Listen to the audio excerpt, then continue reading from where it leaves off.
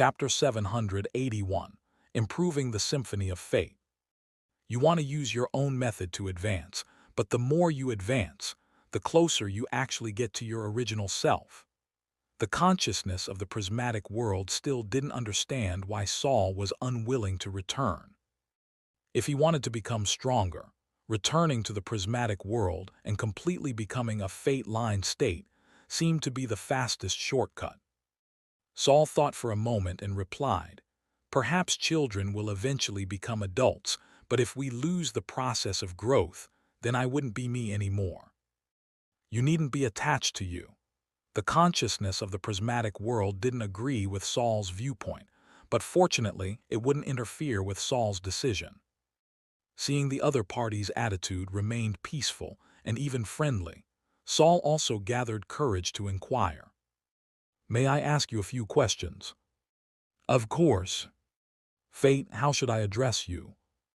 "We don't need specific titles, but if you're accustomed to having one, you can call me Death Demon. This is our most widely preserved name among the stars." Death Demon. Saul's emotional fluctuation made his thread cluster body pulse and contract once again. So when water god Floco saw his fate line form and was so terrified, it was indeed related to these twisted threads. Does Death Demon mean announcing others' deaths? This is what the outside world calls us. It can't completely represent us but can be used to refer to us. You needn't dwell on this.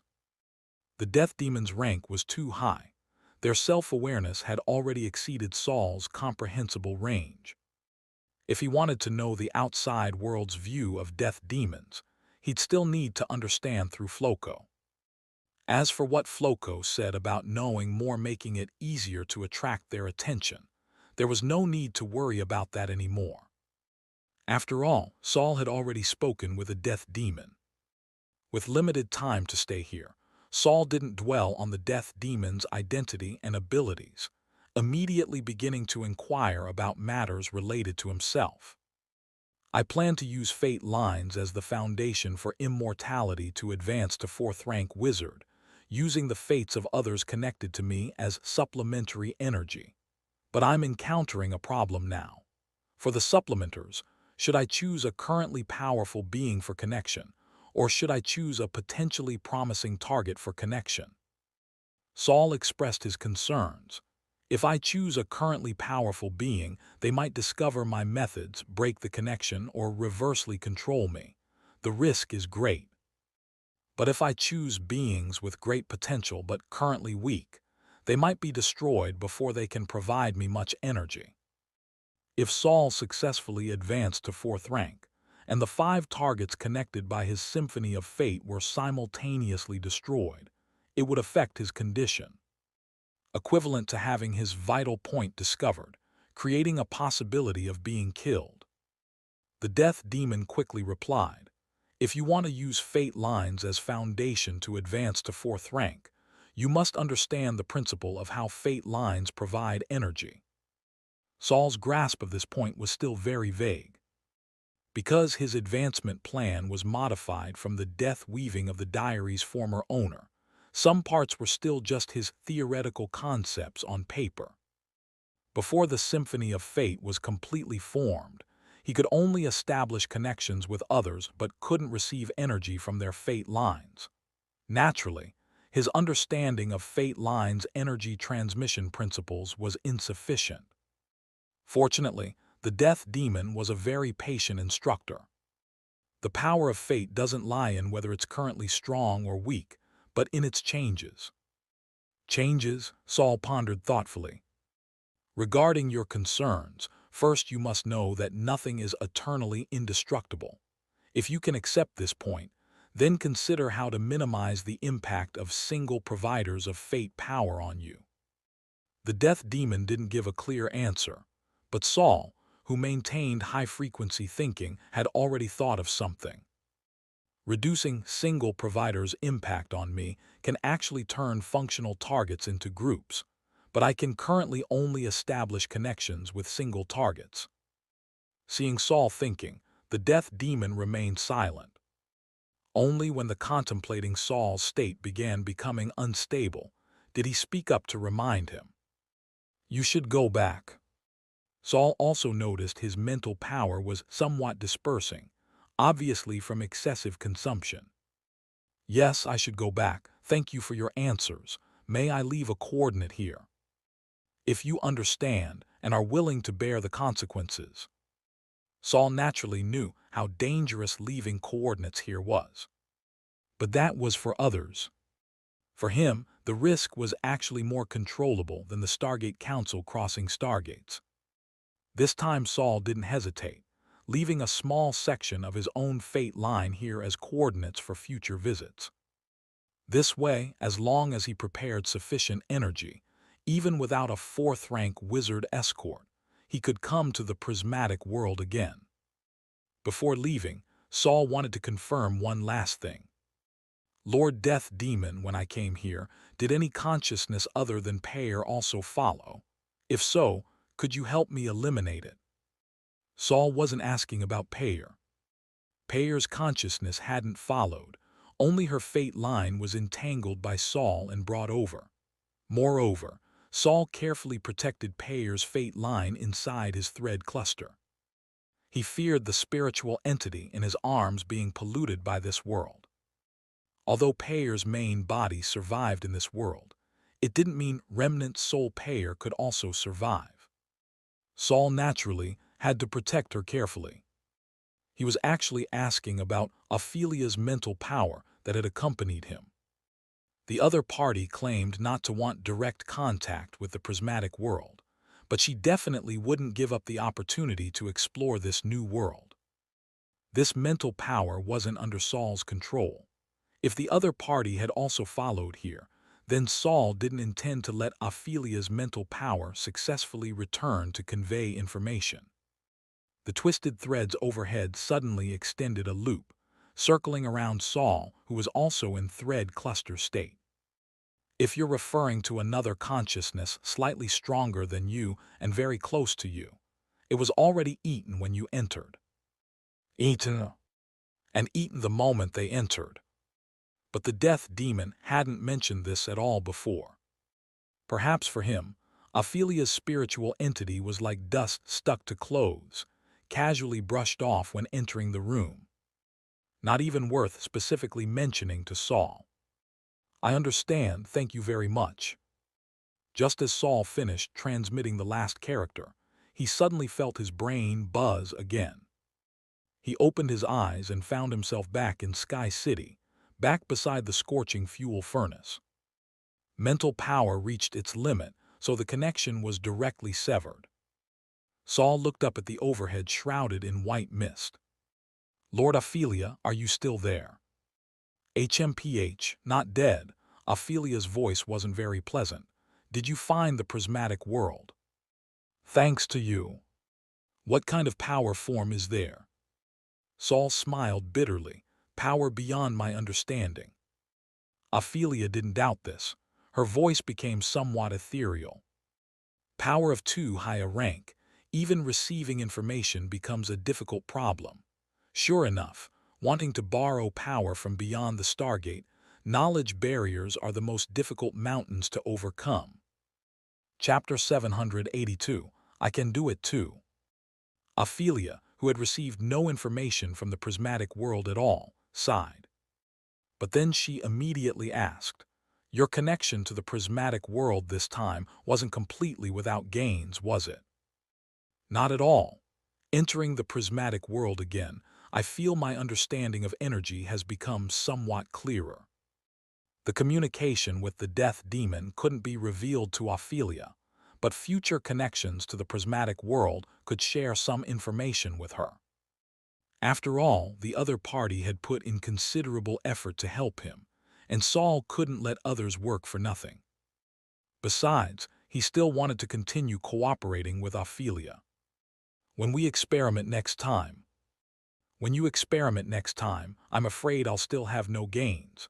At some point, Ophelia in a sea blue long dress slowly emerged from the mist. Saul looked at her. This was the first time he'd seen Ophelia in normal human form during an experiment. Her sudden appearance in formal attire definitely meant something had happened. Saul proactively said, "Next time I'll prioritize protecting Your Excellency's mental power. This should allow me to bring you into the prismatic world together." Ophelia walked up to Saul. The neckline of her dress was very low, and though decorated with silver lace, through the openwork lace one could still vaguely see the snow-white skin beneath.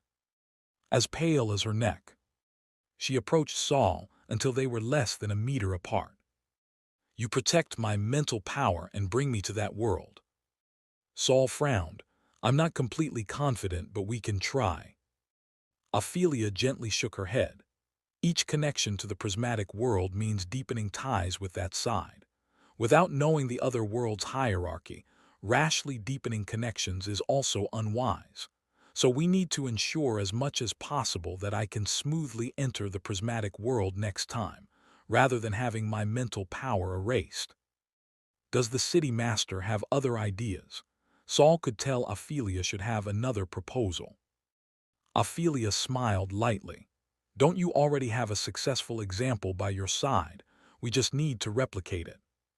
Successful? Saul realized who Ophelia was referring to. "You mean Payer, but I'm also unclear why Payer could survive in the prismatic world." Ophelia suddenly stepped forward. She emanated a faint moisture. "You really don't know. Payer can survive in the prismatic world because of you, isn't that right?" Her hand gently pressed against Saul's chest. Clearly just an ordinary body. How could it have such a tenacious spiritual entity? Saul's entire body stiffened. Just as he wanted to step back, he discovered he couldn't move at all. "Why were you unmoved by Ona's repeated invitations?" The polite smile on Saul's face faded. "I don't like becoming experimental material on a lab table." Ophelia looked Saul up and down. "You've modified yourself so many times from head to toe. Where aren't you experimental material?" Saul paused. He had been quite ruthless with his wizard body modifications, but that didn't mean he could accept others treating him as material. Payer's survival in the prismatic world resulted from many factors. Why must Your Excellency Ophelia target me? I'm the most inconspicuous link among them, aren't I? Who said that? Ophelia's finger suddenly pierced into Saul's chest. The skin around the wound immediately became semi-transparent gray, yet not a drop of blood flowed out. "Whether it's me or the Stargate Council, we've never provided Payer with guarantees for adapting to external worlds. Besides you, what other reason could there be for Payer to survive in the prismatic world?" Ophelia slowly withdrew her finger, watching the wound on Saul's chest gradually close and return to smooth skin. "If you look down on Ona," Ophelia raised her head. She seemed to have intentionally adjusted her height so that when looking up her lips could just touch Saul's jaw. "I can do it too." Saul still couldn't move, but because of this, he could clearly feel the slight coolness of Ophelia's breath brushing against his chin.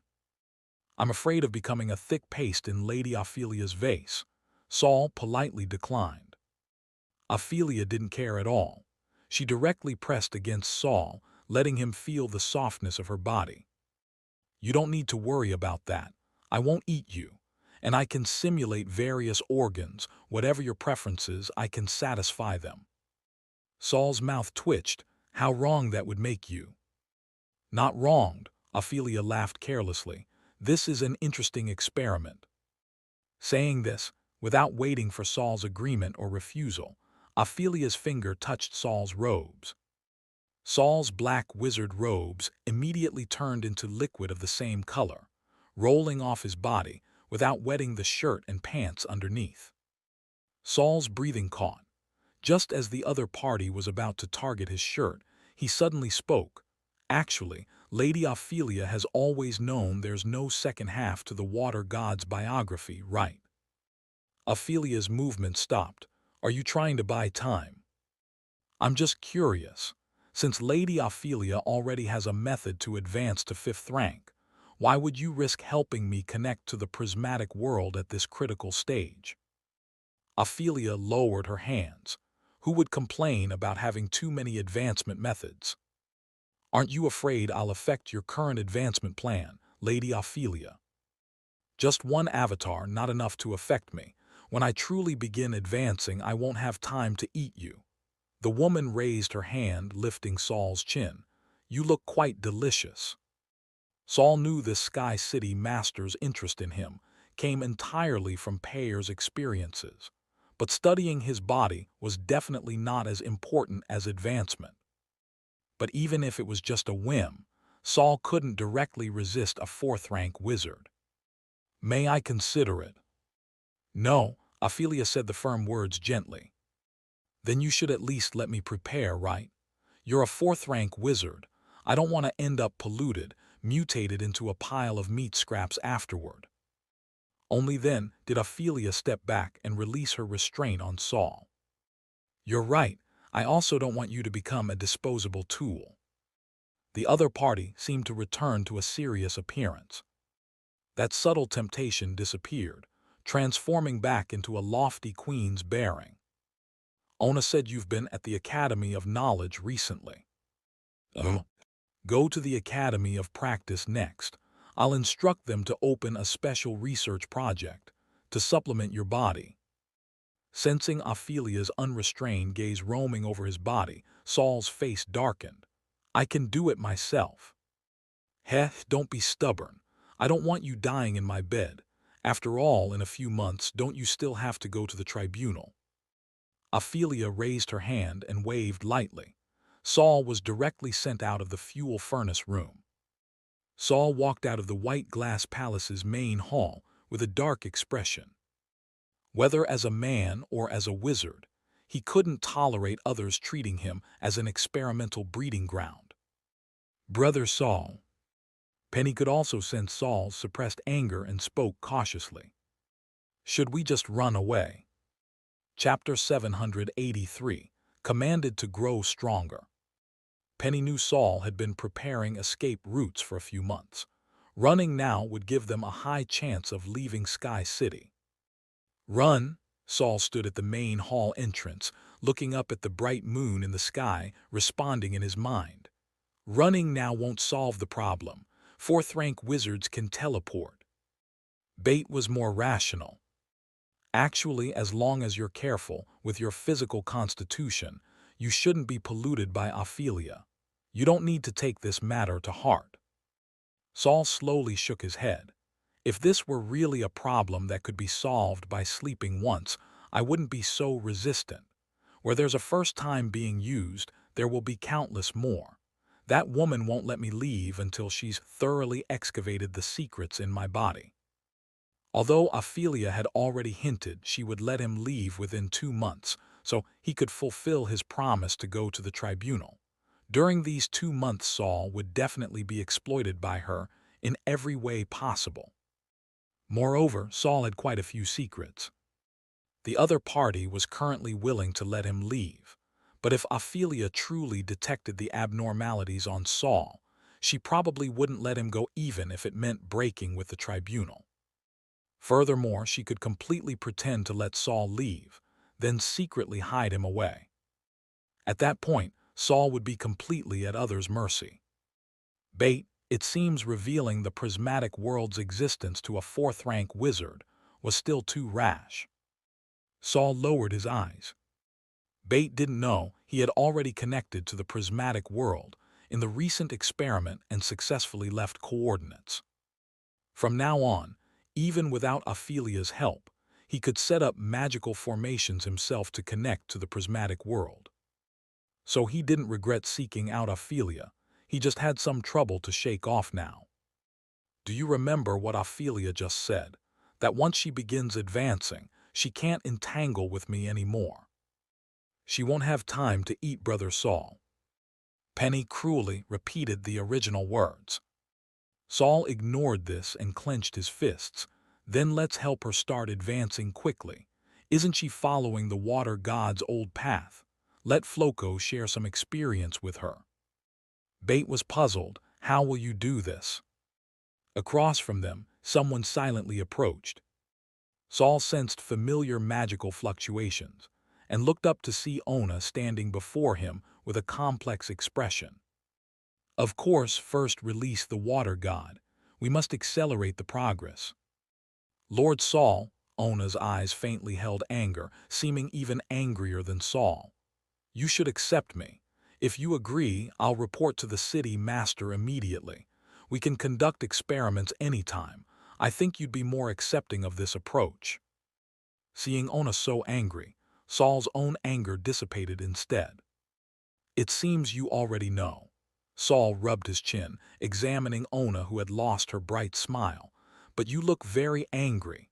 You don't think I defiled your city master, do you? Ona's expression changed. She bit her lip hard, then gradually released it. I respect all of the city master's decisions, but I feel it's not worth it for her. Speaking disrespectfully, you're merely a third-rank wizard. You're not worthy of her. Saul gradually straightened his chest. Originally, I wasn't very willing, but after your reminder, I suddenly feel I really did profit. He, Saul suddenly laughed, even dropping the honorifics. After all, Ophelia promised me any position would be fine. You, Ona's face instantly flushed red, but definitely not from embarrassment. No one had ever spoken so lewdly about Ophelia in front of her.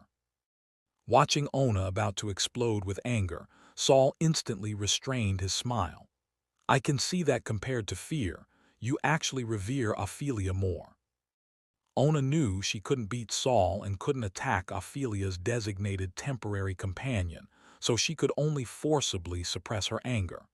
In Sky City, no one doesn't revere the city master, but while I accept all of the city master's decisions, that doesn't mean you can disrespect her. I apologize, Saul said quite straightforwardly. But you don't need to be so angry either. After all, Ophelia won't mind my slight disrespect, much less care about your feelings.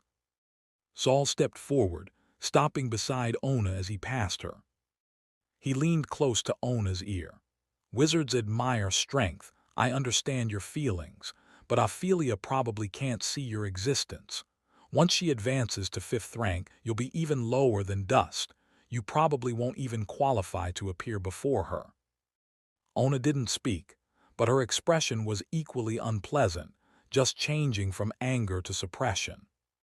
I'm giving you well-meaning advice. Rather than being jealous of me, you should quickly improve yourself. In a 4th rank wizard's eyes, 3rd rank is barely acceptable, 2nd rank has even less presence. Saul deliberately looked Ona up and down. You're actually quite smart and hardworking. You shouldn't remain at the 2nd rank level. Of course, you might just be lacking a bit of luck.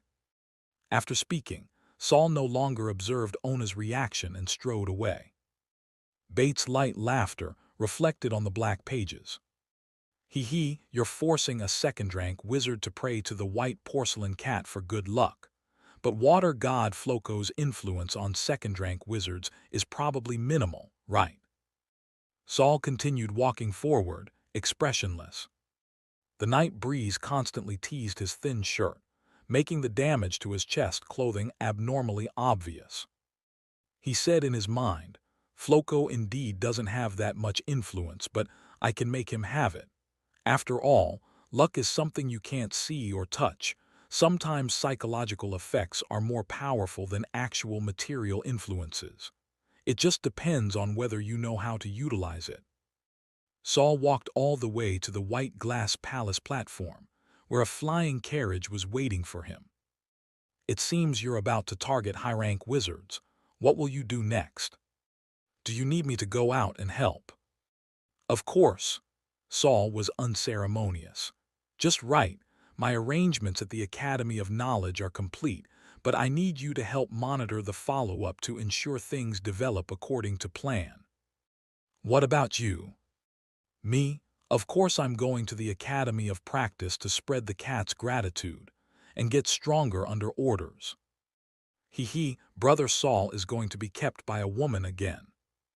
Seeing Saul wasn't so angry anymore, Penny began joking carelessly again. Others are already firing at me. Eating some sugar coating isn't excessive, right? Dean Shackwell of the Academy of Practice, received an urgent mission from the White Glass Palace. City Master Ophelia commanded the Academy of Practice to spare no effort in helping a wizard named Saul strengthen his body and spiritual entity. Initially, although Shackwell was puzzled, he wasn't too moved. Because he'd heard the name Saul and knew he was an excellent first-rank wizard recently recruited by the Academy of Knowledge. He just hadn't expected the other party to also attract the city master's interest. Quite a promising young wizard. But when Shackwell actually met Wizard Saul, he was completely dumbfounded. Saul, no longer concealing his strength, appeared before the Academy of Practice Dean. The Dean, also third rank, immediately understood Saul's true identity. What followed was enormous pressure. After all, helping a first-rank wizard grow stronger with full effort required resources that were just a number. But helping a third-rank wizard grow stronger with full effort required resources that were a concept. Shackwell despairingly thought, after completing the city master's assigned mission, the entire Academy of Practice will be stripped clean. It won't recover for decades. Chapter 784, Paul Seeks Help. Saul cooperated with the Academy of Practice in examining his body and spiritual entity, inexplicably feeling like he was being measured for wedding clothes. A single command from Ophelia mobilized all third-rank wizards from both the Academy of Practice and Academy of Knowledge to come research how to help Saul grow stronger. These people didn't know Ophelia's reasons for doing this, but instinctively understood the principle of fortune and misfortune are interdependent, so they didn't envy Saul's treatment. After all, prisoners also get a final meal before the gallows. Saul now spent his days at the Academy of Practice cooperating with physical measurements and custom improvement plans, returning to his temporarily rented two-story building in the evenings.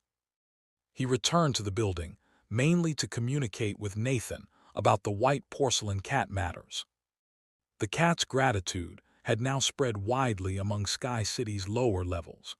Although Nathan had several consciousness entities helping him, he was somewhat losing control. Fortunately, Saul didn't expect Nathan to maintain stability for too long. Now Saul needed to spread the water god's influence to high-rank wizards, which Nathan definitely couldn't handle alone. So he began returning in the evenings to oversee the situation. As for Ophelia's side, Saul had already figured it out. The other party deliberately dragged out the prismatic world connection experiments to once a month because she was currently trying to advance using the water god's methods, so she had limited energy to spare for Saul. But she was still unwilling to give up on the prismatic world, so before successfully attempting to establish stable connections to the prismatic world, she wouldn't let Saul leave either. Therefore, to complete the experiments as quickly as possible, she chose to be frank with Saul. Even if he was unwilling, she would replicate Pear's successful experience of remaining in the prismatic world. The plan was quite good. Unfortunately, Saul was unwilling. A week later, Saul closed his eyes in meditation, adapting to how the new potions enhanced his magical power. It was very difficult for third-rank wizards to improve magical power. Although third-rank wizards could borrow external elemental particles when casting magic, the more personal magical power they had, the more external magical power they could leverage. Therefore, self-improvement remained very important. At this time, someone approached Saul's bedroom. "Saul," Bates' voice sounded outside the door. "Nathan brought someone over." Perhaps because she believed she would definitely leave the diary, Bates still hadn't acknowledged Saul as master. Saul didn't care about having one more or fewer servants. Besides, he didn't really treat Agu and the others as servants either. Hearing Bates' words, Saul stopped meditating and teleported, appearing behind Nathan. At this moment, Nathan and another man were standing in the first-floor living room. Nathan was still comforting the other party. "Paul, don't worry. The instructor is very capable. He'll definitely help you find Mina." The person Nathan had brought was Paul, the third-level wizard apprentice Saul had met twice before. Paul, who usually wore a gloomy expression, was now full of anxiety. On this cool autumn night, several drops of sweat had actually appeared on his forehead. "I don't know if Lord Saul would be willing to help me." Nathan opened his mouth, but didn't dare guarantee anything for Saul. Bringing Paul here this time without asking Saul's permission first was already quite risky. If Saul got angry about this, he might face punishment. Hearing this, Saul finally spoke. "What happened to your daughter?" Nathan and Paul's bodies instantly stiffened. Then they forced themselves to relax and slowly turned to look at Saul. "Instructor, Lord Saul." Saul waved his hand, indicating they didn't need to bow, then looked at Paul. "Was Mina taken away?" Paul was startled, then quickly nodded. "A second rank wizard saw Mina on the street and took her directly. My friend Nero knows him and went to plead for me, but hasn't returned until now." Actually, counting everything, Mina had been taken away for less than 10 hours. But the one who took the little girl was a second-rank wizard, who knew what he might do to Mina during this time. Paul didn't know Saul was a third-rank wizard. It was just that Nathan had suggested he could seek Saul's help, plus Saul had once said he could come find him if there were problems, so Paul came with his last shred of hope. Otherwise, among the people he knew, there was no one who could contend with a second-rank wizard. Paul only hoped that Saul, who was currently well regarded at the Academy of Practice, had sufficient connections and ability to bring Mina back. After hearing Paul's account, Saul nodded knowingly. "That second-rank wizard has good judgment. Mina's constitution is indeed special, though ordinary people can't tell."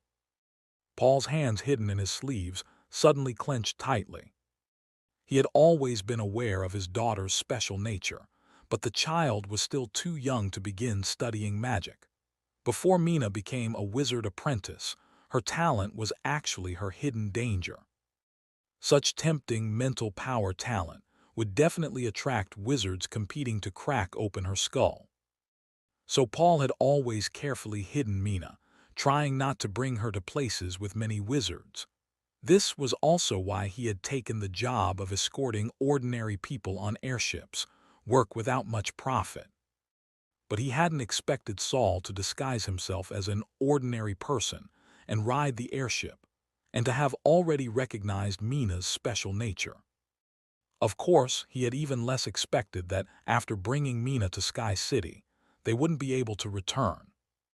While Mina had been hiding at Nero's house for several months, she finally couldn't resist going out to play for a while, only to be accidentally spotted by a passing second-rank wizard. And that second-rank wizard happened to be very skilled at mental power analysis. Discovering Mina's special nature, he took her away right on the street. "I seem to be lacking some luck recently," Paul said with a bitter smile. He hadn't expected Saul to already know about Mina's special nature, so he could only hope the other party wouldn't target Mina. "It's fine. There are quite a few luck-changing magical tools on the market now. You could try them." Paul was stunned, not expecting Saul to mention such things. But right now, besides wanting to rescue Mina as quickly as possible, he had no mood to think about luck. Saul didn't say more either. These hints would come in handy later. He asked the two, "Since you know who took Mina, lead the way." Paul's gloomy face finally showed a hint of smile. Nero couldn't smile at all. He was currently standing outside the main gate of 11 Flower C Street. This was the most beautiful district in all of Sky City. Pink and white whisper flowers covered the exterior of every exquisite house. The floral fragrance was refreshing and had some special mind-clearing effects. But as a wizard who grew up in Sky City, Nero understood too well what these beautiful flowers used as fertilizer. Because his family had some influence, Nero had grown up relatively smoothly. Recently, with the help of the lucky white porcelain cat, he had successfully advanced to formal wizard status. But even so, when helping his friend Paul rescue his daughter, he was still thrown out of the room by Wizard Perrin. This was even after the other party showed restraint out of respect for Nero's family. Otherwise, Nero should be lying on the ground right now. Nero was also very anxious. He could be said to have watched Mina grow up. But if he really couldn't rescue her, he could only go back and advise his friend. If worst came to worst, have another child. Just as Nero was hesitating whether he should leave to avoid angering Wizard Perrin, a hand suddenly rested on his shoulder. Nero had completely failed to notice someone standing behind him. Startled by this hand, he turned around in shock. Instructor Saul. Chapter 785. We meet again, Big Brother. Nero hadn't expected that when Nathan said he was bringing reinforcements, he would actually bring Instructor Saul. But Instructor Saul was just a first-rank instructor, so what if he had recently taken a position at the Academy of Practice? Wizard Perrin was also high-ranking in the Academy of Practice and wouldn't care about a talented newcomer. Instructor Saul, Wizard Perrin probably won't listen to our pleas. Nero respected Saul very much and didn't want him to take risks, especially for an ordinary person. Nathan, who had come with Saul, stepped forward to pull Nero aside. Instructor Saul isn't here to plead. Nero looked at Nathan with confusion. Since advancing to true wizard status, Nathan hadn't been to the lecture hall. Nero hadn't expected him to be so close to Instructor Saul. It seemed to be more than just a classroom acquaintance. You two wait here. Saul didn't explain anything to Nero. He looked up at the white-walled, gray-tiled building before him, his gaze sweeping over the gray-green moss winding along the walls, lost in thought. Nero wasn't stupid either.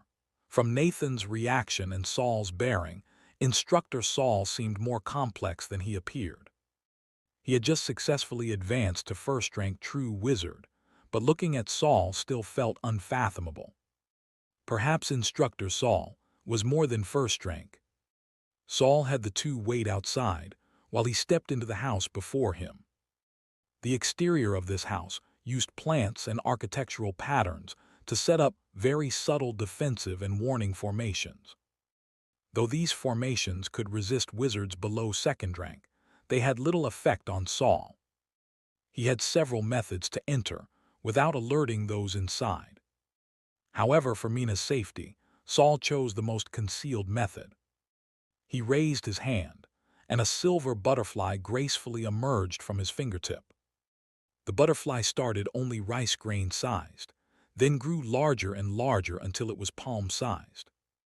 It silently flapped its wings and disappeared into the brick and tile house without causing any disturbance.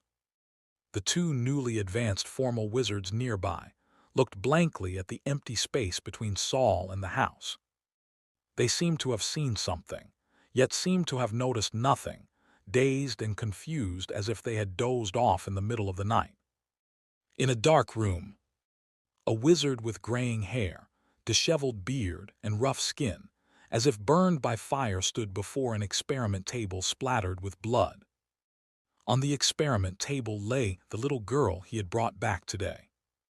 The little girl was under a curse, her body powerless, limbs spread out. But her consciousness was still clear. Facing the dark room, dim candles, and the terrifying old man before her, she showed no fear or dread. This greatly satisfied Perrin, confirming that the little girl before him was indeed a natural medium. Natural mediums could see spirits and illusions invisible to ordinary people without learning magical knowledge. They lived from childhood in a terrifying, gloomy world. What ordinary people saw as delicious roasted goose appeared to natural mediums as gray, decaying limbs oozing thick fluid. Pink and white petals dancing in the sky might be lips opening wide, but unable to make sound. The clean, sunlit streets of the city would become a horrific hell, where giant worms occasionally crawled past. Natural mediums lived constantly in fear, but these fears couldn't truly harm them. Over time, their fear would gradually become numbness, finally transforming into emotionally deficient monsters. But the little girl Perrin had found this time was somewhat different. She lacked the numbness typical of natural mediums. Instead, she seemed like an excessively calm little girl. If not for Perrin's own strong mental power talent, a casual glance from others wouldn't notice the little girl's special nature. Though Perrin discovered the little girl's special nature, he couldn't immediately confirm she was a natural medium. So to verify his guess, he conducted a very direct experiment. He had removed the little girl's forehead. 1 centimeter above her eyebrows, he cut directly, then removed the upper half of her skull, exposing the pink-white, slightly trembling brain tissue. Due to magical effects, the little girl felt no pain. Her eyes kept moving, showing no fear, only curiosity and confusion. She occasionally tried hard to roll her eyes upward, seemingly wanting to see clearly the wound atop her head. Or perhaps in her natural medium's vision, something was already slowly crawling outward from the wound in her skull. All of this looked so horrific. Though this house's exterior was decorated beautifully and exquisitely according to Sky City's consistent style, its interior could never change the master's coldness and cruelty. Perhaps thinking that kidnapping a third-level wizard apprentice's relative wasn't a big deal, the dignified second-rank wizard Perrin had no intention of concealing his motives. He wasn't afraid of the little girl's father coming for revenge afterward. If the other party was truly so ignorant, he'd let him become a corpse to feed the whisper flowers. Looking at the little girl's brain tissue, Perrin found the answer that satisfied him. Indeed a natural medium, and completely without developed magical power, the freshest fruit. Perrin was already considering how to turn the little girl into a potion to enhance his spiritual entity. The half-skull in his hand was still dripping blood. Perrin casually threw this now useless bone into a large water tank by the wall. Splash! Splash bang! The skull fell into the water, creating a small splash. But then, a shadow hidden underwater suddenly shot out, pouncing on the skull like a hound starved for 3 days, creating an even larger splash. Only the water tank was very deep and large. The splashing waves hit the glass but could only slide down powerlessly. After swallowing the blood-stained skull, the creature in the tank gradually sank down, lurking in the underwater shadows and disappearing from sight. Should I make it directly into a potion to consume, or first make it into a magical tool? After confirming the little girl's identity, Perrin hesitated. Making it into a potion would provide one-time mental power enhancement, but if his absorption efficiency was low, it might cause waste. Making it into a magical tool, like a flesh and blood hat, could be used long-term, but the speed was slower, only enhancing mental power through daily accumulation. This method had higher utilization efficiency, but in Sky City where high-rank wizards were everywhere, there was risk of being robbed. Especially those old guys at the Academy of Practice, they could take it for 100 years just with the excuse of research reference. Thinking of his past experiences, Perrin angrily made up his mind. I'll make it directly into a potion. Though the utilization rate is lower, at least only I can enjoy it. After speaking, he turned to get reagents from the cabinet behind him. However, when he turned back around, he was shocked to discover that a young man had silently appeared beside the little girl. The man looked down at the little girl. The little girl also tried hard to open her eyes wide to look at the man, then showed a sweet smile. We meet again, big brother.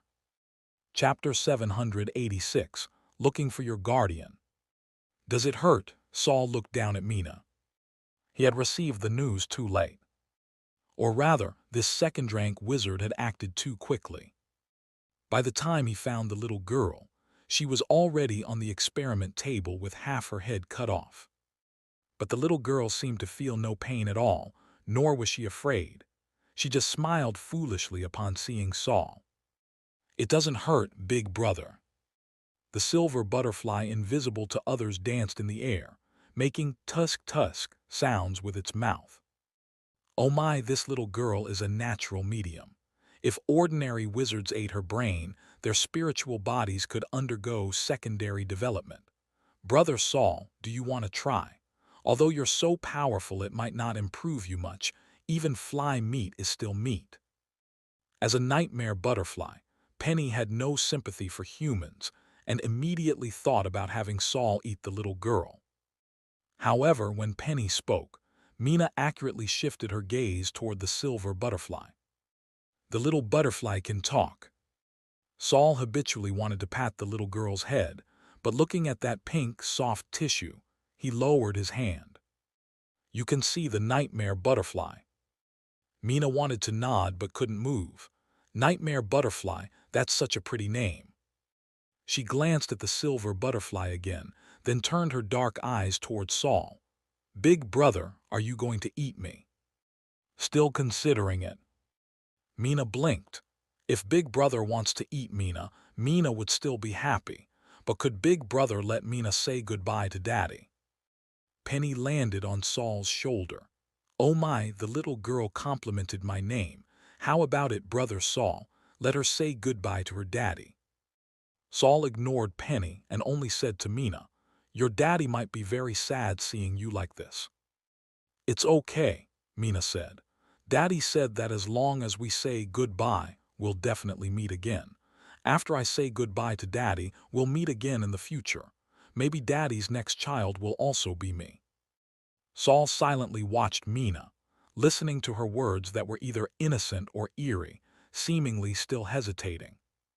Perrin nearby, though he saw Saul's sudden appearance and heard his conversation with Mina, didn't act rashly. He understood too well just how powerful a wizard, who could instantly appear in his heavily defended room, must be. Not to mention anything else, just the ability of instant teleportation was basically only mastered by fourth-rank wizards. Wizards below fourth rank who could teleport all possessed terrifying power. So after realizing Saul wasn't simple, Perrin had no thought of going forward to reclaim his property. He only hoped that, after this wizard turned the little girl into a potion, he would pretend Perrin didn't exist and leave directly.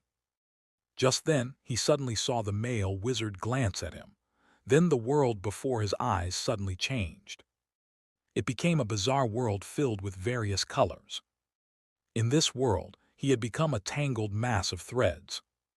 Perrin frantically tried to organize and straighten himself, but couldn't find the ends of the threads. Watching the ugly old wizard before him wave his hands in confusion, Saul knew he had fallen into a nightmare created by the nightmare butterfly. This nightmare referenced the prismatic world setting. A second-rank wizard would probably go mad just from one look. Casually dealing with someone who might cause trouble, Saul looked down at Mina. "You're too young to make such important decisions. I should ask your guardian instead." Mina stared intently at Saul. She didn't know what a guardian was, but before she could ask, Saul's figure suddenly disappeared. Mina immediately widened her eyes.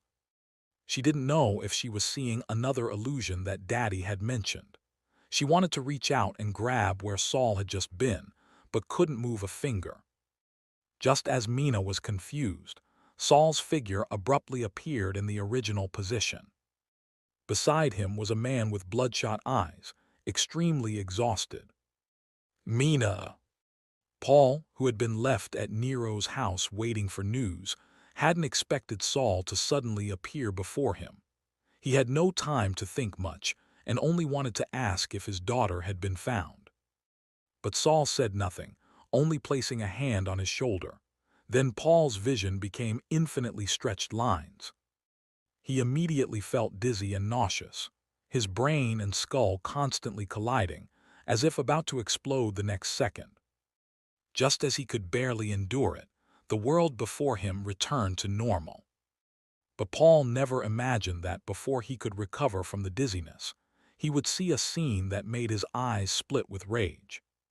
He actually saw his cute and well-behaved daughter, having lost the upper half of her head, lying powerlessly on a blood-stained metal experiment table.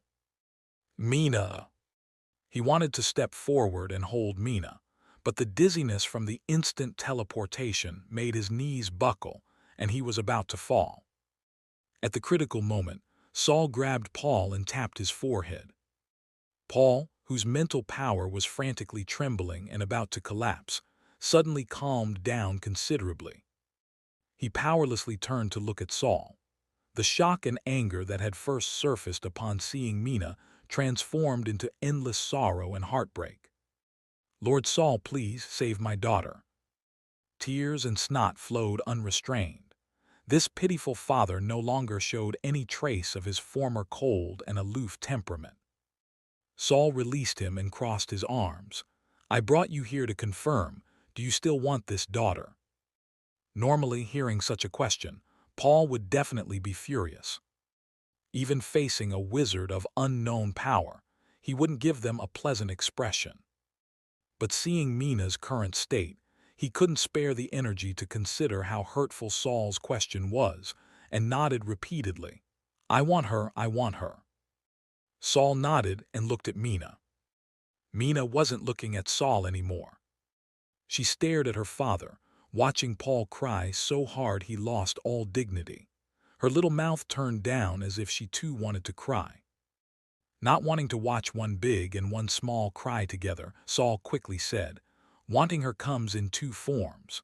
First, I can give you her soul. Though you're only a third-level apprentice, preserving one vengeful spirit shouldn't be a problem." Paul tried hard to stop crying, his brain already racing. If his daughter became a spirit, how could he protect her and maintain her consciousness? Before Paul could think it through, Saul mentioned the second option.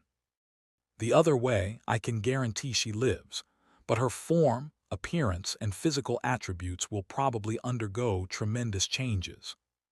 Can you accept your daughter becoming a terrifying monster?"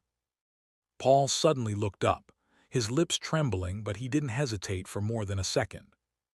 Which one would be safer for her? Chapter 787, Mermaid. Paul didn't hesitate.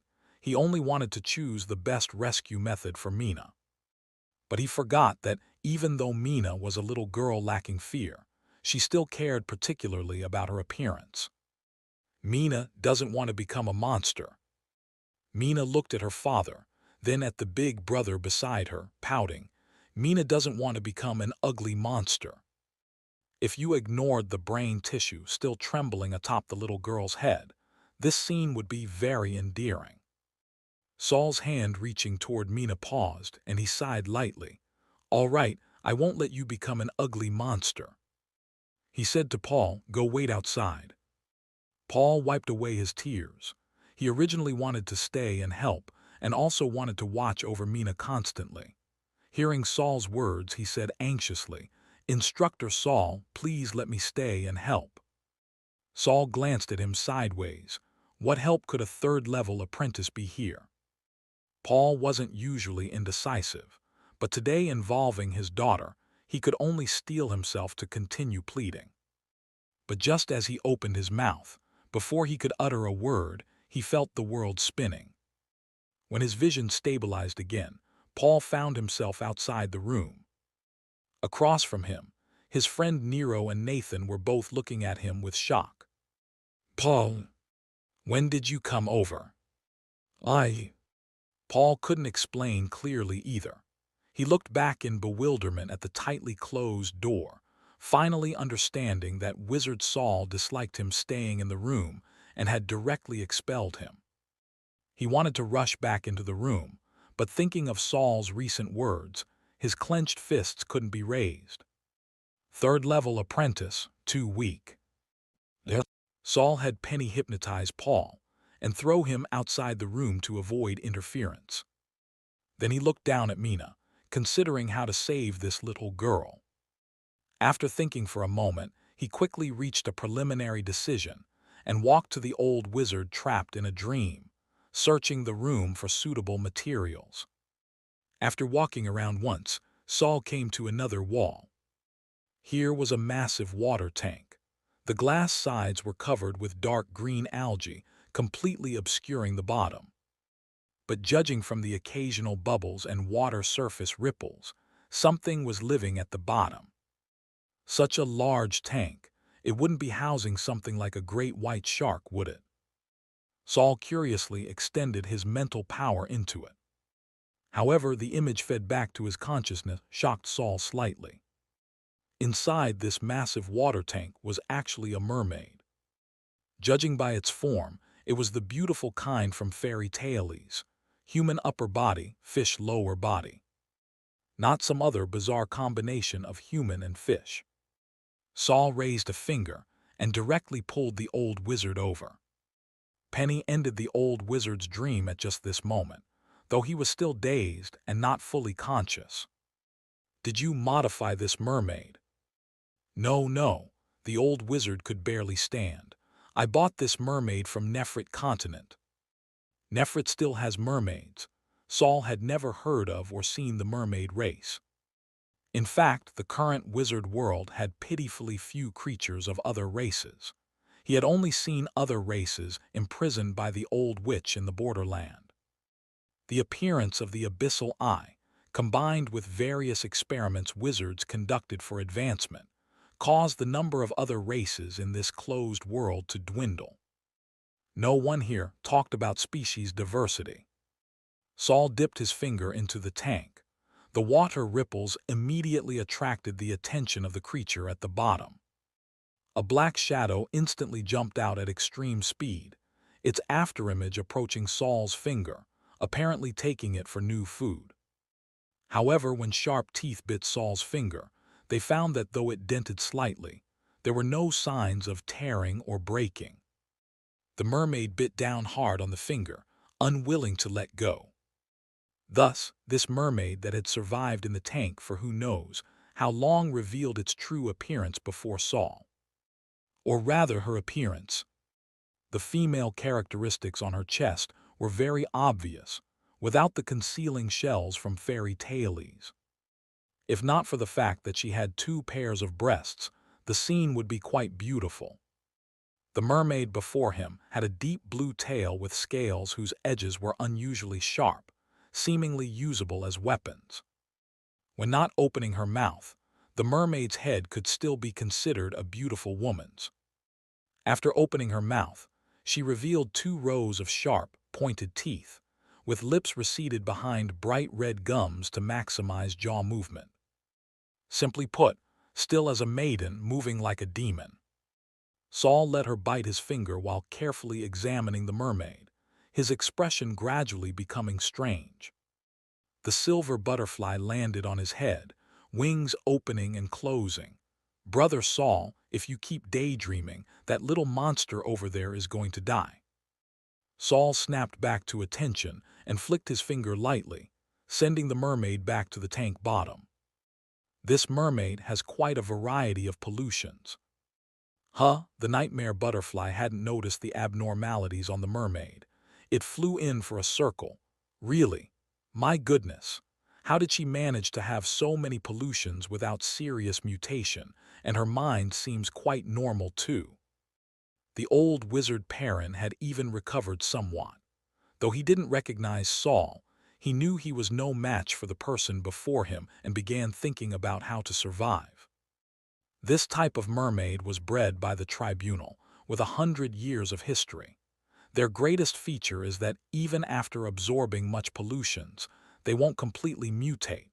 Also, even if they do mutate, their harm is very low because they seal pollution within their bodies. Perrin spoke carefully. Seeing Saul listening attentively, he felt somewhat reassured and continued. The southern coastline of Nefrit continent is planted with Red Sea trees. Mermaids live in the waters beneath these groves, working with the Red Sea trees to filter black tide pollution stirred up by the abyssal eye. I see, Saul asked. The tribunal's modified species are indeed extraordinary. They had been speaking well when Saul suddenly raised his hand and gripped Perrin's neck. Perrin instinctively tried to resist, but before his magical power could form, Saul's fingers suddenly became semi-transparent gray tentacles. The tentacles had extreme flexibility and elasticity, suddenly spreading to cover Perrin's entire face. Perrin's whole body convulsed once, then collapsed powerlessly. Saul had directly absorbed the old wizard's soul. "Brother Saul, why did you suddenly kill him?" Penny was also startled. They had been chatting well, yet Saul suddenly killed. This didn't match his personality. "I searched the entire room and found the best medicine to save Mina. Is this wizard with equally powerful mental strength?" Saul dragged the limp corpse back to the experiment table. The corpse's clothing scraped against the ground, making rustling sounds. Mina couldn't turn her head to see what happened, but saw Saul holding up a wrinkled old man's head. "I'll give you a new skull. Though it's a bit old, it should be sturdier than yours." After one night, Paul, Nero, and Nathan still stood outside the room door, silently waiting. Creak! The door suddenly opened. The three immediately stopped what they were doing and looked toward the door in unison. "Come in," Saul's voice came from inside the room. Paul rushed in like a gust of wind, first through the door. The other two exchanged glances and also entered. Chapter 788, The Angry Water God. Nathan ended up last among the three. He believed the instructor could definitely save little Mina, but didn't know what method he would use. Mina was just an ordinary person who had been transformed by magical potions and experiments into that state. Though Nathan hadn't seen it with his own eyes, from Paul's description, he could guess Mina's current appearance must be very tragic. Even if Saul could rescue her, could she really return to a normal person's life afterward? Paul had always protected his daughter so carefully, but in the end might still have to let this little girl witness the cruelty and horror of the wizarding world prematurely. Thinking this, Nathan slowly entered the room that was sweet on the outside but sinister within. Then he saw Paul, who had rushed in first, standing stunned at the doorway, while Nero, who followed closely behind, had his mouth agape as if seeing something terrifying. Sure enough, little Mina can't go back. Nathan took a deep breath, preparing himself mentally before taking the final step and looking into the room. He first saw the back of a little girl. It should be Mina. She wore a red dress, the same as when she was kidnapped, though the red color seemed deeper than before. Then Nathan saw that while Mina's head no longer had wounds, where her ears should have been was a pair of white wings. The wings weren't large like dove wings, but looked softer in texture like cotton. Mina, Paul finally came to his senses, gently calling the girl's name. He carefully adjusted his facial expression, ensuring that when Mina turned around, no matter what she looked like, his expression wouldn't change. The little girl who had been standing quietly trembled at the shoulders and quickly turned around. Her black shoulder-length hair danced and leaped, tracing joyful arcs. The white wings that had replaced her ears flapped whoosh whoosh, like a puppy's wagging tail. "Daddy!" Mina's eyes widened with joy as she spread her arms and rushed toward Paul. Seeing Mina, whose face showed no other changes except for her ears, Paul grinned excitedly and hugged his daughter tightly, constantly kissing her hair. Nathan stepped aside around Paul and Mina to enter the room, seeing Saul standing opposite a large water tank. "Instructor," he said softly, "thank you for the trouble." "No trouble." Saul pointed at the water tank before him. "Move this tank to my residence. Be careful not to touch whatever's inside." Nathan hadn't expected to immediately become manual labor upon arriving, but he was still quite happy that Saul was willing to let him work. The more useful he was to Saul, the longer this master-student relationship might last. Yes, instructor. Nathan didn't bother asking about Mina's condition and immediately cast a levitation spell, lifting the water tank that was almost the size of a single bed. You, Saul then directed Nero, clean this place up. Tomorrow go report to the Academy of Practice that Wizard Perrin's experiment failed and he was polluted and mutated. Nero nodded repeatedly. He was very willing to help. After all, this was a second-rank wizard's laboratory where any random magical material was valuable. Even if Saul might take the most valuable parts, what remained would still be an unexpected windfall for Nero. Paul, bring Mina and follow me. Saul called Paul and Mina to leave the room directly. Whether it was Nathan moving the water tank or Nero cleaning the room, both stopped their work and stood respectfully, watching Saul leave. When Mina was carried away by Paul, she finally noticed Nero and Nathan, waving her little hands goodbye to them.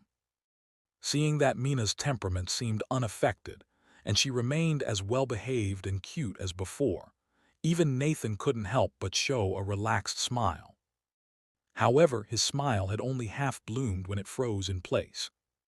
When the little girl waved at them, the two wings on her head also waved, as if the little girl had two extra hands. But looking more carefully, those weren't wings at all. They were clearly two paper-white palms gently waving at them, as if someone was about to grow out of little Mina's head. There, Saul once again came to the deep sea. Prepare yourself. In 3 weeks, I'll create an explosion opportunity for you, but whether this explosion can trigger a tsunami depends on your own efforts. Water god Floco was silent for a moment. With only 2 months of preparation, isn't this too rushed? To escape, he had already struggled for over 100 years. This cooperation with Saul was because Saul could use his special ability to trap the curses released by the deep sea in one corner of the seabed. When the accumulated curse power reached a certain amount, it could generate powerful internal pressure. If operated properly, this internal pressure could become an explosion at the right moment, releasing enormous energy to bring Floco, who was suppressed at the seabed, to the surface. Even if he couldn't reach the surface in one go, as long as he escaped the deep sea, the seal's power would weaken, and Floco could rely on his currently recovered strength to break free. But this pressure had only been accumulating for 2 months. Although Floco had already made great efforts to prevent the curse from exploding prematurely and had persevered through difficulty, he still felt it wasn't time. At minimum, they should accumulate power for a year before considering explosive energy. You can still wait, but I don't have time. Saul shook his head with a rueful smile. Originally, I thought I could stay here for half a year. Half a year would work too. But in fact, in 1 month I'll conduct an experiment.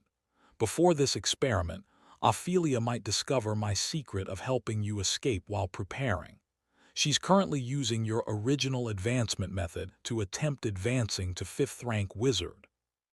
The white cat remained seated, but his swishing tail betrayed his surprise. After all these years, someone still wants to use my method to advance. Then he shook his head with a smile. I'm afraid she's thinking too optimistically. Saul's expression shifted. What? You think she can't succeed? I called myself Water God because my bloodline was naturally extremely compatible with water elements. I once told you I belong to the Azure Scale clan. This is actually what we call ourselves. The outside world often calls us the mermaid race based on our appearance. Mermaid race. Saul looked up sharply, but didn't immediately interrupt Floco. When I advanced, most of the mermaid race had already left this world, and your human race actually cannot replace your entire body with water elemental particles like I can. It seems Ophelia's advancement path won't be smooth, but are you certain the mermaid race has all left this wizard world? I just heard that large numbers of mermaids live in the offshore areas of a certain continent. What? Floco was very surprised. How is that possible? This world's water elemental particles are no longer pure. Even if mermaids remained here, reproduction would be very difficult. How could there be large numbers of mermaids? In Saul's consciousness space, he could manifest the surface form of any object. Saul didn't argue much and directly raised his hand, creating a three-dimensional projection beside him. The projection was extremely clear, agile and fierce, exactly the mermaid Saul had seen in Wizard Perrin's laboratory. But the moment Floco saw the mermaid's appearance, all his cat fur stood on end. Which damned bastard turned the mermaid race into this?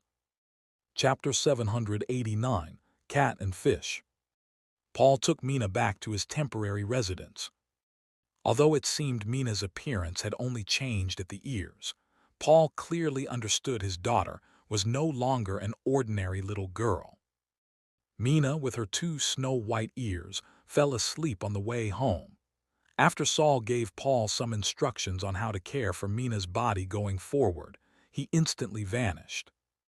Looking at the chair where the other party had just been sitting, Paul was stunned for several seconds before coming back to his senses.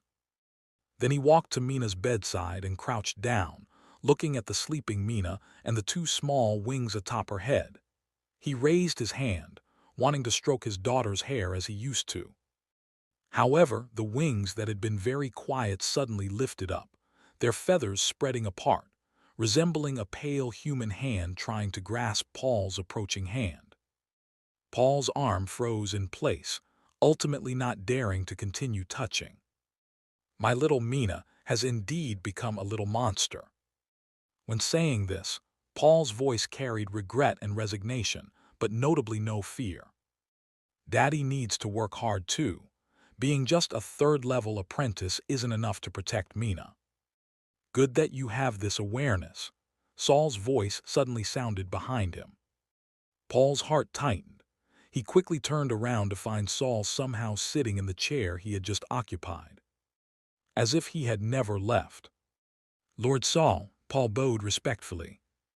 This was the kind of etiquette used when facing superior officers or mentors. Saul knew this was Paul's surrender to him. This wizard apprentice with good talent and character was finally no longer fleeing the dangers of the wizarding world with his daughter. Saul nodded, accepting the bow and Paul's allegiance. He raised his hand and placed a box on the table. This box was about 1 meter long and wide, half a meter high, sealed tightly with no indication of what was inside.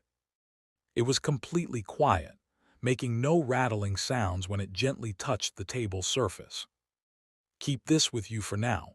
Let Mina have more contact with it. Saul didn't explain much, and Paul could only nod in agreement. After thinking, Paul came over and tentatively moved the box onto Mina's small bed, placing it above her head. Does this work? Paul turned back, carefully asking for Saul's opinion. Saul chuckled lightly. Heh, you're quite proactive. If you had been like this before, you wouldn't still be an apprentice now. Seeing Paul fall silent, Saul stopped teasing him. With Mina's misfortune this time, she'll inevitably enter the wizarding world early. What are your thoughts? Lord Saul, could I become your student? One-on-one instruction was completely different from the teacher-student relationship in public lecture halls. No, Saul ruthlessly refused him. Paul wasn't discouraged and carefully asked again, then, what about Mina? Her talent definitely won't be poor. Mina has already caught someone else's attention, who will personally take her as an apprentice. Though Saul refused again, he still pointed Paul toward a path, just vaguely without indicating who. Don't worry about anything else. I'll give you and Mina a portion of the wizard's inheritance who kidnapped her. Use these materials to advance to true wizard first and help Mina recuperate. Don't tell anyone about this box's existence, and don't let others notice its special nature. Paul nodded repeatedly. After arranging everything, Saul's figure disappeared again. Paul waited in place for a while, and after confirming Saul wouldn't return, finally breathed a sigh of relief. He looked at the box beside Mina's pillow and sighed lightly. I wonder what Lord Saul asked me to keep, specifically placing it beside Mina. Could it be that his saving Mina was actually for this box? The soundly sleeping Mina turned over, her small hand landing right on the box's edge. The box remained completely quiet without any reaction. There, Saul teleported from Paul's residence back to his small house. In the room, the orange cat Kate was curiously clawing at the large water tank Nathan had just brought back, staring with cat eyes, trying hard to see inside, but still couldn't make out what was there. Saul had added an isolation layer outside the water tank, so Kate, being only second rank, naturally couldn't see clearly inside. What is this? Kate looked back, already accustomed to Saul's sudden appearances. A mermaid. Have you heard of them? Saul sat casually nearby and took out a white porcelain cat from his pocket, placing it on the table. Mermaids seem to be an ancient species, but aren't they nearly extinct? The authentic mermaid race is almost gone. What you're looking at is essentially a modified product. Saul raised his hand and released a ball of white light into the tank. The entire tank immediately became clean as new. Even the water that had been stored for who knows how long became crystal clear. Kate could thus see the creature inside clearly. Whoa, this mermaid is much uglier than the records. Help me test it. I suspect this mermaid's body only contains a portion of mermaid bloodline, and also do a soul analysis experiment to see if it's original equipment. Kate turned back in surprise. I'm just a cat now. He waved his cat paws. He couldn't even hold test tubes now, and some experimental instruments prohibited magical use to avoid inaccurate experimental data. I'll have Auguste to help you operate. Saul said, standing up. I'm leaving this white porcelain cat with you. If you need luck in experiments, feel free to use it. It's rare to have such an opportunity to get good fortune without paying a curse price. Wow. Kate became interested now. He immediately abandoned the ugly mermaid and jumped onto the table, gently patting the white porcelain cat's head with his paw. I've wanted to try this for so long. You released so many white porcelain cat replicas but never gave me one to use. After touching it for a while, he closed his eyes, seemingly trying to sense if his luck had increased. But when he opened his eyes, he said puzzledly, Wait, why do I feel this isn't the original version? Of course it's a replica, Saul said matter-of-factly. But I'm a second-rank wizard. Do replicas have effects? The orange cat rubbed his hands together like a shrewd merchant. Lord Saul, please let me use the original version. The original has other uses. Saul looked down at the pitiful fat orange. What matter do you have that requires praying to the original for good luck? Bah, knowing he couldn't get the original, Kate lost interest and lowered his hands. What other wish could it be? I just hope to leave this cat's body as soon as possible. Cough, cough. Saul used coughing to cover his embarrassment. Originally, he had promised to help Kate make a human container, then transfer his soul from the cat's body to the new container. But who knew Ophelia would suddenly become interested in his body? To avoid losing his integrity, and more importantly, to protect the secrets of his body and soul, Saul began urgently expanding the white porcelain cat's influence, temporarily neglecting Kate. After the embarrassment, Saul patted Kate's head like he had the white porcelain cat. 1 month. You can use this cat for 1 month. After 1 month, either you leave the cat's body or you can flee for your life. Ah, Kate blinked his cat eyes, suddenly feeling a chill seeping down from his head. Chapter 790, Mental Purification. Saul sat inside a massive hourglass. The entire hourglass was made of brass mixed with mithril and magic mirrors, with hollowed-out star cloud patterns carved on it, allowing air and sunlight to penetrate inside, while ensuring that the interior couldn't be seen from outside. Hourglasses were originally used for timekeeping, but when they lost the ability to observe the sand inside, their timekeeping function was naturally abandoned. Saul's current location was inside a large experimental chamber at Sky City's Academy of Practice. Some time ago, Ophelia had personally ordered the Academy of Knowledge and Academy of Practice to help Saul quickly improve his magical power and mental strength. The magical power enhancement had been preliminarily completed. Since Saul was already a third-rank wizard, others had limited means to help him improve his magical power. After taking some potions and conducting several enhancement experiments, the Academy of Practice finally brought out their ultimate weapon for improving personal mental strength. This was the massive hourglass where Saul currently sat, the Blood Sand Hourglass. The preparations took 2 weeks before they called Saul over. From the pained expression on Academy of Practice Dean Shackwell's face, it was clear that preparing for this experiment had really bled their resource vault dry. Knock, knock, knock. Someone gently tapped the hourglass from outside, the echo reverberating within. Lord Saul, we're about to release the sand. Please sit on the central axis and don't move. All right, I'm ready. Saul had been sitting at the central axis position since entering and hadn't moved while others prepared. Good, Shackwell gave final instructions. When the blood sand completely covers your head, you can begin meditating. During this time, don't use magical power, or the hourglass will immediately stop and the entire experiment cannot continue. In the short term, our remaining blood sand is insufficient for a second experiment. I understand. Saul's voice was very steady. Shackwell stepped back, retreating all the way outside the experimental chamber, and ordered the entire chamber to be sealed.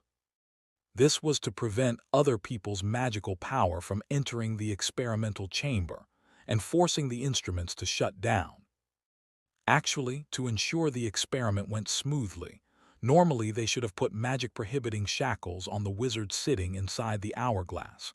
But since Saul was a third-rank wizard and an honored guest of City Master Ophelia, no one dared mention this before the experiment.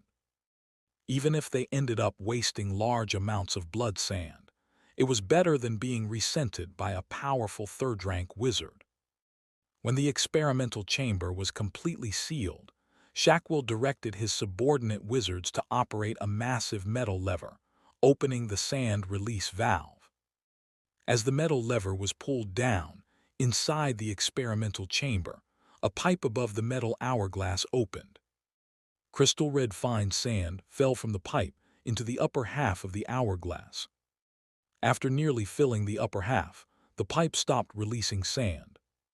Then a massive mechanical arm moved over, its claw gripping the lid of the hourglass's upper half and gently placing it down. The lid fit perfectly with the hourglass body, finally secured with screws. When everything was complete, sand began falling inside the hourglass. Swish, swish, swish, swish. Large amounts of blood sand fell through the hole in the sand opening, directly onto Saul's head, then rolled down his clothes to the ground. Each grain of sand that fell and struck Saul's head felt like a small hammer directly hitting his soul. Though he was meditating, the world in his mind had changed from pitch black to a red ocean. He himself had also become a small boat, struggling to survive in giant waves. As the blood sand covered Saul's body, the small boat was also struck head-on by huge waves and submerged beneath the surface. His body felt like it was falling apart, with salty seawater pouring into his body, blocking out air. Having already experienced many illusions and mental attacks, Saul didn't panic. He steadily adjusted his spiritual body, not resisting the giant waves but letting himself transform into a small fish. Even when rolled continuously by the giant waves in the seawater, he wouldn't suffocate. Once he regained balance, he could swim freely in the sea.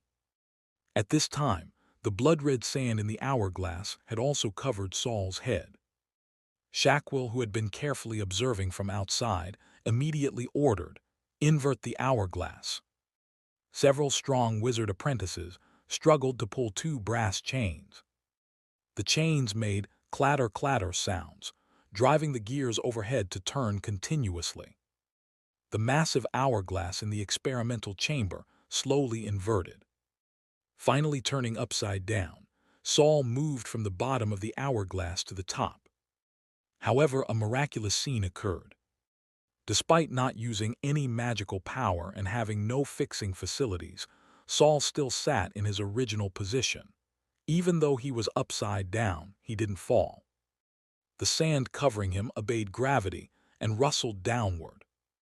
As the sand gradually separated from his body, Saul felt like an onion having its layers peeled away one by one. After peeling to the end, he was no longer a small fish in the deep sea, but completely and cleanly himself. There were no longer red towering waves around him. Only a quiet spacetime remained. No gravity, no sound, seemingly no concepts of space and time either. Saul quietly floated in this clean world, surprisingly not feeling the loneliness of that extreme tranquility. So this step is the most important in this blood-sand hourglass, and the step that most enhances one's mental strength.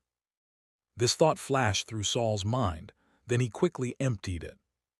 This was an extremely rare experience of purifying the spiritual entity.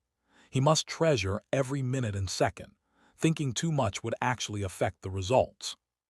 Better to let himself return to being a small infant, thinking of nothing, completely emptying his spirit and accepting complete baptism. This hourglass experiment lasted 5 full days, far exceeding Shakwell's initial plan of 1 to 1.5 days. Almost all wizards in the Academy of Practice had suspended their original work for this experiment. But seeing Saul not coming out for so long, Shakwell couldn't let the entire Academy of Practice just wait like this.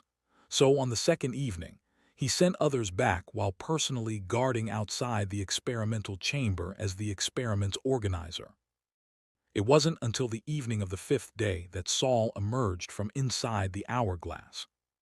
Since all the blood sand had been completely utilized, transforming from blood sand to black sand, Saul didn't need to worry about the restriction on using magical power. He directly teleported from inside the hourglass to outside. How did he teleport? Naturally, he first released the nightmare butterfly, then had it become his positioning coordinate outside.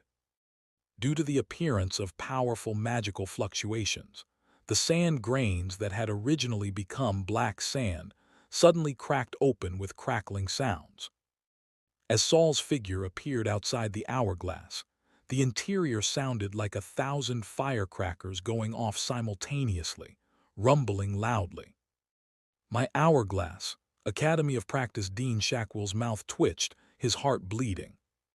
Though he knew this step would happen before the experiment, when the hourglass was actually damaged, he still couldn't help but feel heartbroken. Saul walked out of the experimental chamber, his entire being refreshed and revitalized, his spiritual entity and bodily magical power reaching a new balance. The hidden dangers from previous contamination seemed to have been cleared away. At the same time, the long period of solitude had given Saul deeper understanding of his own power. In short, his gains, like his time using the blood sand hourglass, far exceeded others' expectations. Only no one but himself knew this. Looking up at Shakwell's twisted expression, Saul smiled apologetically, but quickly put away his smile and said seriously to the dean, who was also a third-rank wizard, "Dean Shakwell, please tell City Master Ophelia that I'll come find her in 3 days." Chapter 791, Ophelia's True Form. After purifying his spiritual body, Saul discovered he had become much more sensitive to the magical and mental energy fluctuations of others. For instance, he could now clearly distinguish that the Ophelia standing before him was not her true form. He now stood atop the highest tower of the white glass castle.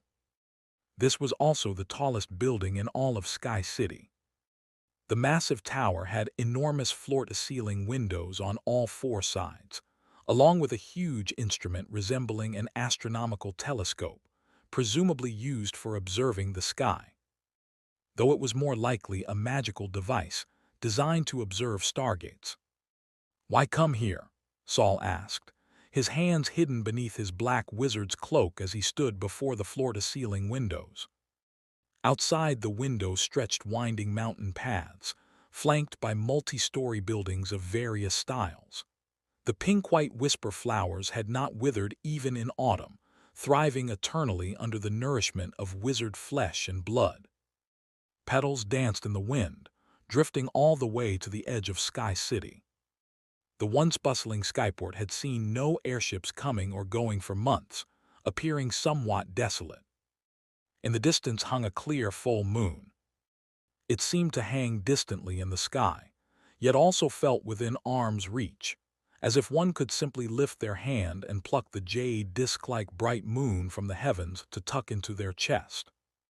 Saul turned back, his face bearing an enigmatic smile. "Lady Ophelia, do you perhaps prefer the outdoors?" Behind Saul, Ophelia unusually wasn't wearing her deep blue gown. Instead, she had changed into a white form-fitting mermaid dress that at first glance resembled a white vase. This time entering the white glass castle, there had been no wizard Ona to guide the way. Instead, the Ophelia before him had personally greeted and led him here. Ophelia crossed her arms, her skin glowing with a soft white radiance in the moonlight. "This place can receive starlight, which will benefit our upcoming experiment, if you're not comfortable with it." Ophelia raised her arm and tapped the glass beside her. The glass on all four sides suddenly changed from transparent to frosted, then from frosted to completely opaque white, as if automatically controlled. The entire room was left with only a bit of moonlight filtering down from overhead, reflected by the white glass, casting everyone's silhouette in a hazy glow. It created an unreal sensation, as if falling into a dream. If the person before him weren't Ophelia, if it were some other woman, perhaps Saul could truly enjoy this evening. But as things stood, he slowly walked to the side of the white-dressed Ophelia, looking her up and down. "Lady Ophelia, you've chosen a fine setting, but isn't there a problem with your choice of companion?" Saul leaned forward, his chin nearly touching the snow-white hollow of her shoulder. "I remember that what I wanted was you personally, wasn't it?" He Faced with Saul's flirtatious behavior, Ophelia showed no anger, her body trembling lightly. "I am right here." After speaking, without waiting for Saul to object, her graceful body suddenly began to transform. It was as if a ladle of boiling water had been poured over an ice sculpture. That straight nose, bridge, soft jawline, and slender neck all contracted and deformed under the scalding water. A living person, a beautiful woman, actually melted and transformed bit by bit before Saul's eyes. This woman in the white dress transformed into a round-bottomed, narrow-necked white porcelain vase in just a few breaths. Saul's eyes trembled with shock, but he could sense the magical power within her still surging at high speed. The transformation wasn't finished yet. Gradually, like the reverse evolution of the glass color change from before, the white porcelain vase slowly transformed from completely opaque white to completely transparent glass. Saul's expression changed dramatically. This was the first time he had seen the scene inside the white porcelain vase. It looked like limbs that had been through a meat grinder, blood plasma mixed with white fat, slowly rotating within the vase. Though he couldn't see Ophelia's head or those intestine-like necks in this vase, he could occasionally glimpse some relatively intact organs in the blurred meat paste. The mixture of limbs within the vase continued rotating, slowly revealing the side that had originally faced away from Saul. What appeared on that side made Saul's eyes widen as he sucked in a sharp breath. Among the flesh and blood tissue that had turned to face him, there was actually half a human body mixed in. Though this person had only half a face and half a torso remaining, Saul recognized her immediately. It was actually Wizard Ona, who hadn't appeared for quite some time. She rotated slowly along with the tissue inside the vase, her pale face having lost its elasticity. As it rubbed against the vase wall, it became severely deformed, revealing the dark red muscle on the other side. Even Saul, who had long been accustomed to corpses and mutated monsters, couldn't help but feel a chill in his heart seeing the woman who had been alive and trying to seduce him just days ago reduced to this state. You killed her, Saul couldn't understand. Had Ona also betrayed Ophelia? But judging from Ona's feelings toward Ophelia, she didn't seem like someone who would betray her. Didn't you dislike her? Ophelia's voice emanated from that mass of flesh and blood. It just so happened that Ona had been rather dishonest lately, making some little moves. Naturally, I had to educate her. Was there such a destructive and irreversible method of education? What did she do? She attempted to use some little toys to attract my attention, that's all. Noticing Saul's slight reaction, Ophelia said teasingly, "Are you very concerned about her? Or did you refuse her because you were actually shy? He. If I had known, I would have chosen a different way to punish her, but it's not too late now." Saul understood clearly that the little toys Ophelia referred to were probably the cat's gratitude he had ordered Nathan to secretly spread. Ona had used the cat's gratitude to pray for good luck, but it might have affected Ophelia. As a fourth-rank wizard, she would naturally detect something amiss. He just hadn't expected that for such a small action, Ophelia would directly kill Ona. Saul recovered from his shock and even that slight relaxed smile disappeared. "No, I'm just somewhat surprised. Since Lady Ophelia is already here, let me make some preparations first." "Oh, did you also make preparations before being with Pear?" Ophelia completely ignored Saul's emotions, asking teasingly. "You and Pear are different," Saul replied casually. He noticed that in her meat-paste state, Ophelia's expression couldn't be seen changing, but her rotation speed slightly quickened, as if she was also affected by emotional fluctuations. "Pear and I have been together for over half a year. If you want to achieve results in one go, naturally I need to make more preparations." Saul's tone was steady, showing no sign of feeling threatened by Ophelia, as if what was about to happen was merely a complex experiment. After speaking, without waiting for Ophelia to question him, he began drawing a magical formation on the ground. Ophelia said nothing, quietly watching Saul use his magical power to draw complex runes on the white ceramic floor tiles. Only when the magical formation gradually took shape did she softly ask, "Isn't this the formation you use to connect to the prismatic world?" "No, there are some changes there." Before Saul could explain, Ophelia had already spotted the differences between the two formations. Saul straightened up, looking toward the small formation nested within the larger one that Ophelia had pointed out. His eyes flickered briefly before quickly returning to normal.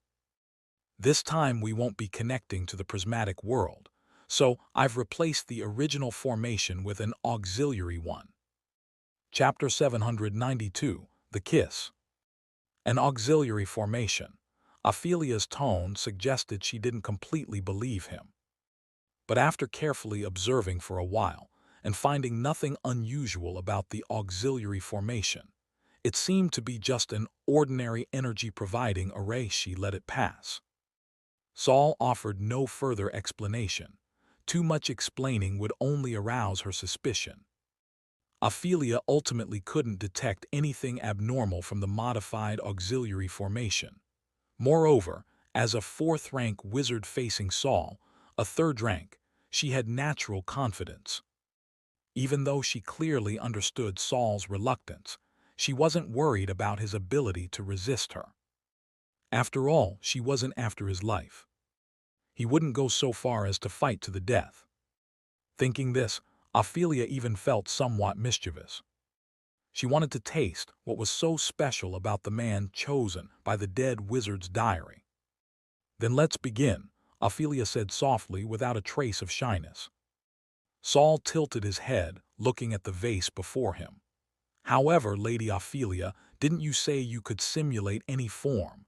If it's your current appearance, forgive my bluntness, but it doesn't particularly arouse my interest." "It seems you're ready then. So what appearance do you prefer?" Saul had no mood to play dress-up here. "Just use your own appearance directly." The transparent vase began to expand and surge, slowly squeezing out from the opening. But when that disgusting flesh and blood emerged from the vase opening, it transformed into a beautiful and familiar face, Ophelia. Her head emerged from the vase opening, followed by a normally proportioned neck. Then, with a series of creaking friction sounds, snow-white shoulders and a curvaceous body also squeezed out from the opening. Finally, she sat on the edge of the vase opening, pulled out her slender legs, naturally crossing her left leg over her right, her rounded toes trembling in little hooks. If he hadn't witnessed the process of this mass of flesh transforming into a beautiful woman, Saul might have enjoyed appreciating the naked beauty before him more. Yes, with her purpose clear, Ophelia simply hadn't bothered with clothes this time. "Come here." Slender fingers beckoned Saul gently, her face bearing a perfectly soft, alluring smile. She was truly being very professional in her seduction of Saul. Saul took a deep breath and walked forward leisurely. "Aren't you going to take off your—" Ophelia's words were cut short as Saul suddenly reached out, grasped the back of her neck, and pulled her into his embrace. Originally sitting at the vase opening, slightly higher than Saul, Ophelia compliantly let herself be pressed down at the waist. Then her slightly purple lips were fiercely captured by Saul. Having probably never been treated so boldly before, Ophelia's eyes widened slightly, then quickly filled with cold amusement. "So you prefer being more dominant, that's no problem." Saul's movements paused slightly. Though he was clearly occupying Ophelia's lips, the familiar voice came from her chest and abdomen. This voice wasn't transmitted to his spiritual body through secret speech. "What is this? Ventriloquism?" Saul glanced down distractedly. As if knowing what he was thinking, Ophelia said, "Aren't you concerned about Ona? It's fine, I can have her accompany you along with me." Saul's movement stalled for a moment, then became even more forceful in his suppression. At the same time, he used secret speech to communicate with Ophelia. "I prefer beautiful women lying side by side, not nested inside each other." Ophelia laughed again, this time her voice coming from her throat. Saul lifted Ophelia, whose entire body trembled with laughter, from the vase and pressed her directly onto the ground. Throughout this, their lips never separated. After they fell intertwined at the center of the magical formation, the entire array lit up with gray-black radiance, making Saul's face appear as if it too had become semi-transparent gray. Ophelia's hand slipped into Saul's collar, while she continued teasing him through secret speech. "Little one, do you only know how to kiss? Don't tell me Pear was always the one taking initiative before." No wonder Ophelia was teasing him. Saul had been kissing for quite a while with both hands properly supporting himself on the ground, not even freeing one hand to caress Ophelia's completely exposed body. Seeing Saul remain silent, Ophelia thought she had guessed correctly. This little one before her was truly quite inexperienced.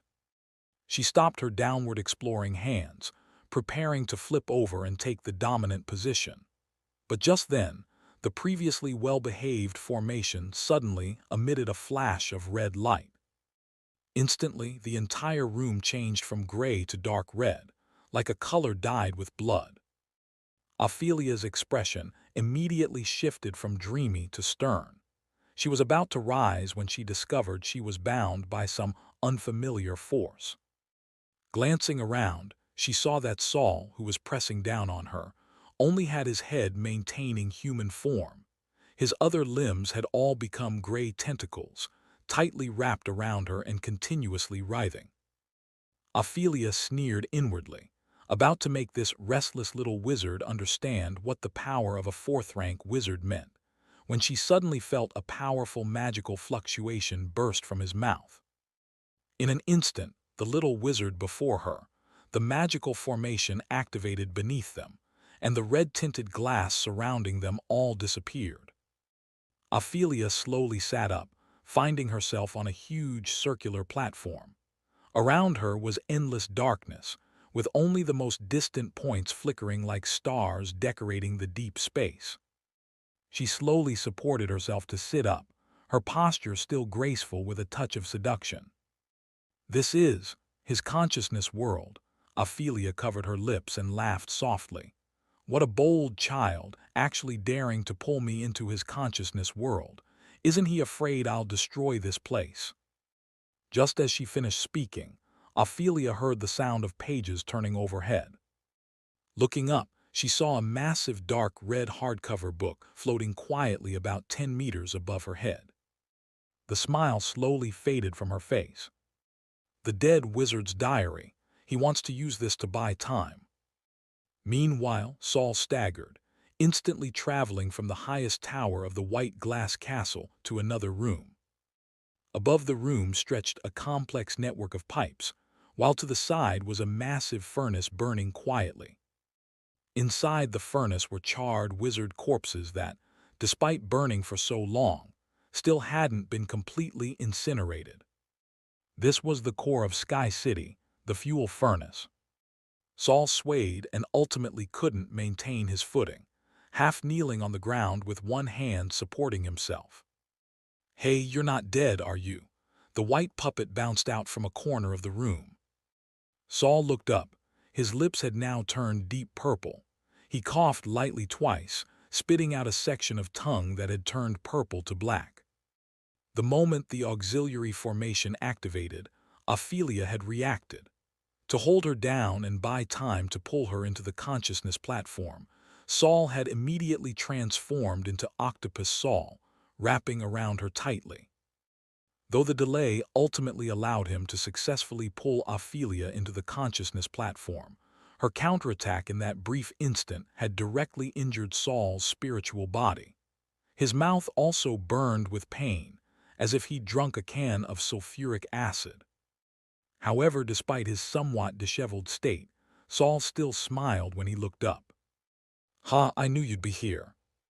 His newly grown tongue was somewhat insensitive, and the injuries caused by Ophelia continued to spread. But Saul was still very satisfied. He had teleported to Pear and Norella's combined form precisely because he was gambling that Ophelia had placed them here at the fuel furnace. According to the plan, after their combination, they would immediately begin a new round of connection experiments. The experiments required Pear's presence and also needed the fuel furnace. Ophelia would very likely place these two together in advance. Just like last time. And now Saul had won his gamble. There shouldn't be any problems, right?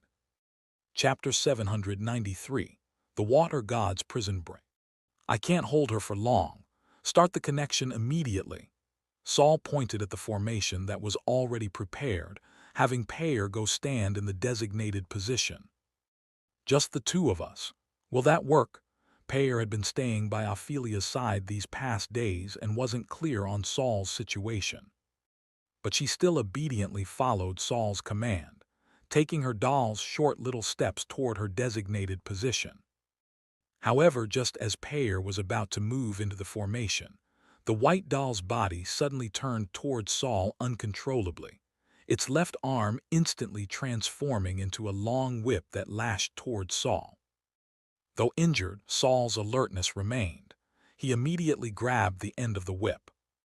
However, he discovered his fingers were sizzling and smoking. That whip actually possessed extremely strong corrosive power.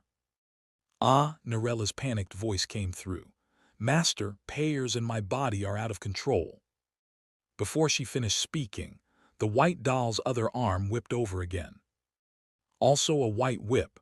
Saul didn't use his hand to block this time, but instantly activated his electric light protection.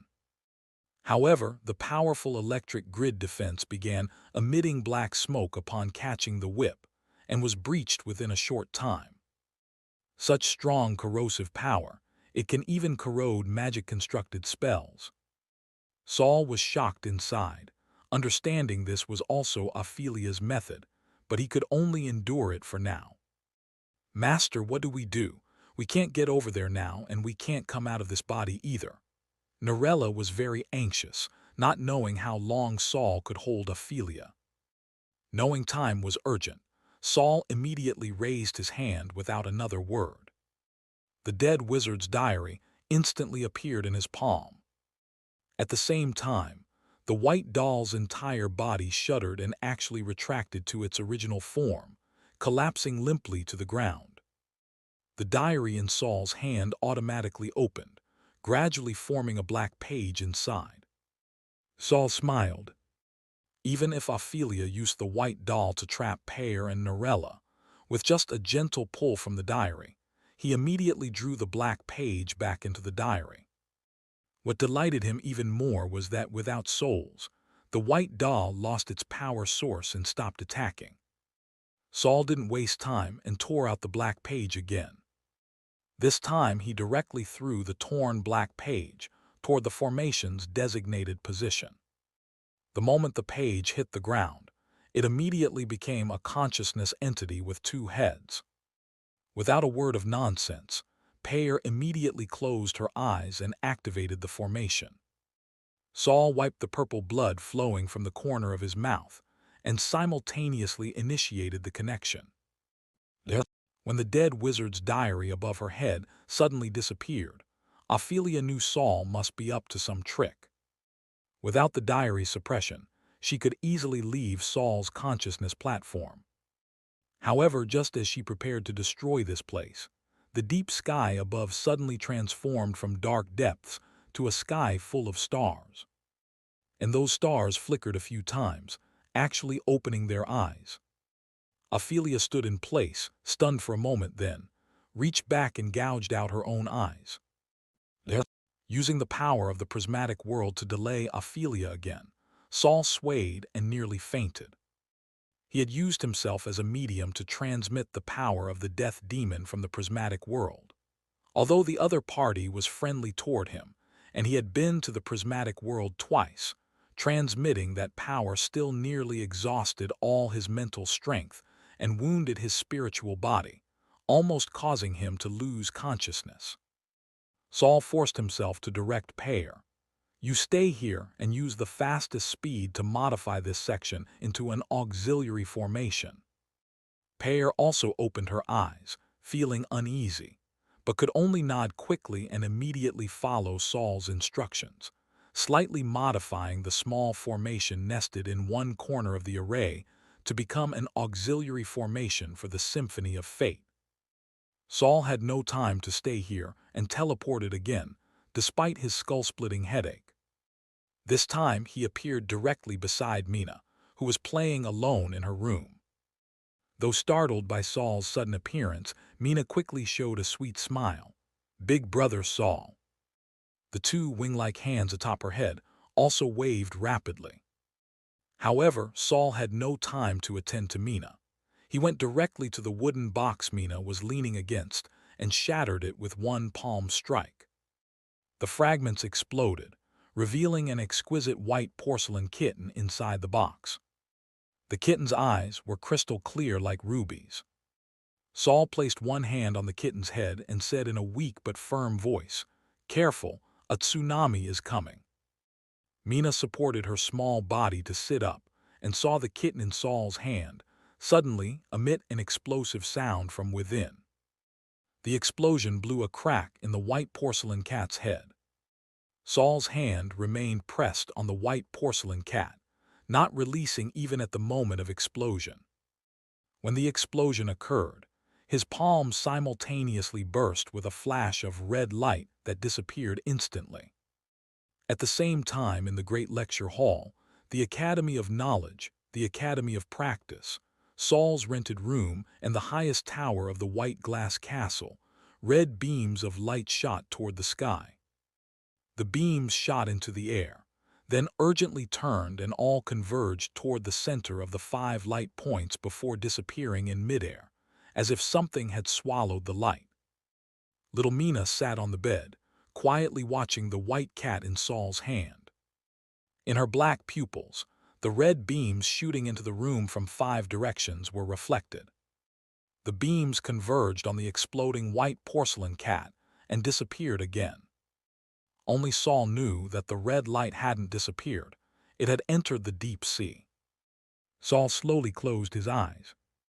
In his vision, several semi-transparent lifelines extended from his fingertips, passing through the crack in the white porcelain cat and also entering the deep sea.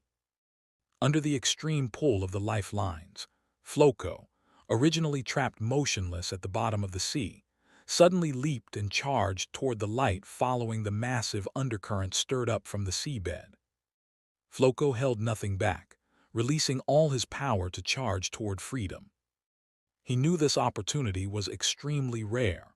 If Saul hadn't widely promoted the cat's gratitude during this time and used the power of fate lines to help him accumulate many deep-sea curses, he couldn't have waited for this seabed undercurrent. Floco used all his strength to break through the deep-sea pressure weighing on him. Though this undercurrent had stirred up powerful tsunamis, to carry him up from the seabed still required 9 parts effort and 1 part luck. But luck seemed unwilling to favor this water god who provided luck. As he gradually approached the surface, the deep-sea curse seemed to react, actually stirring up towering waves from above that crashed down heavily. The pressure from above blocked Floco's escape, even mobilizing all the accumulated power in his body to resist the deep sea's suppression. It always seemed just a little short. Looking at the sunlight that seemed within reach yet impossible to touch, Floco roared, "What a joke! What a joke! Just a little bit more. I want to get out, let me out, ah!" However, this roar brought him no strength, but made the resistance on his body increasingly heavy, as if the deep-sea currents had become layers of chains binding him, vowing to drag him back to the seabed. Finally, Floco exhausted all his strength, but stopped rising just a hair's breadth from the surface. His momentum lost. Like a lead ball thrown to its highest point, tremendous gravity was about to make it fall back to Earth at terrifying speed. Freedom, like flight, seemed nothing more than an unreachable dream. Just as the light in Floco's eyes was about to fade, several semi-transparent thin threads suddenly penetrated the sea surface and wrapped around Floco's white cat body. These delicate threads looked fragile, yet when providing Floco with slight pulling force, they also injected new power into him. The next second, Floco's eyes burst with light. Crash! The heavy water pressure could no longer restrain him. The sea surface was broken through, and the white cat's body burst out of the water. Splash! At the same time, the white porcelain cat under Saul's palm completely transformed into a mass of transparent water flow, flying into the air and changing from a condensed water droplet into a palm-sized, slender water spirit with a human body and fish tail. Chapter 794, Second Target Achieved. Saul looked up at the water spirit before him. The being was entirely composed of water, without a trace of impurity. Therefore, Saul couldn't see its facial features, only an overall silhouette. It looked like a minimalist sculpture made of water. But when Saul squinted to look closer, he could see the shadow of a pentagram within the water god's body. Symphony of Fate, second target achieved. Saul smiled first, then could no longer hold himself up, sitting directly on the ground and leaning back against Mina's small bed. Despite being exhausted to the point of collapse, Saul's mood was extremely pleasant. Before the water god broke free from the seal, he had connected his fate lines to the other party, forming a pentagram, and first transmitted the fate power he possessed to Floco. When Floco successfully broke free from the deep-sea seal by accepting his power, the other party's destiny also underwent tremendous change. A fifth-rank wizard's fate had been altered by Saul. This released an immeasurably vast amount of fate power. Now, this power was flowing back to Saul through the fate lines, connecting him and Floco. Although this fate power couldn't directly manifest as increased mental or magical power, Saul believed he would soon understand the benefits brought by the increase in fate power. Just then, a tremendous roar suddenly came from the distance. The sound came from the direction of the white glass castle. At the same time, Saul discovered that the auxiliary formation he had set up at the white glass castle had also been destroyed. Worthy of a fourth-rank wizard, she got out so quickly. If Saul hadn't first used the consciousness platform to hold her back, then connected to the prismatic world and borrowed its power to temporarily strengthen the stars in the consciousness platform, she would have broken through the restraints much earlier. But now Saul had ultimately been one step faster, releasing the water god. He looked at the water god who had taken on a mermaid form and said softly, "According to our agreement, I've rescued you. Now it's your turn to help me deal with my troubles." Floco swished his fish tail in the air, some water droplets separating from his body before being absorbed back. "Don't worry. Since I made an agreement with you, I'll naturally help you hold off Ophelia." As soon as he finished speaking, Floco's figure disappeared from where he stood. Worthy of a former fifth-rank, instant teleportation ability comes standard. Saul sighed, then turned to look at Mina, who stood there dazed, not knowing what had happened. He rubbed Mina's head. "Go to sleep. Everything you saw today was just a dream that will be quickly forgotten. Only when you become a true wizard will you remember the content of this dream." Mina had been looking at Saul strangely, seeming to want to ask why this dream was so vivid, but before she could open her mouth, her eyes closed first.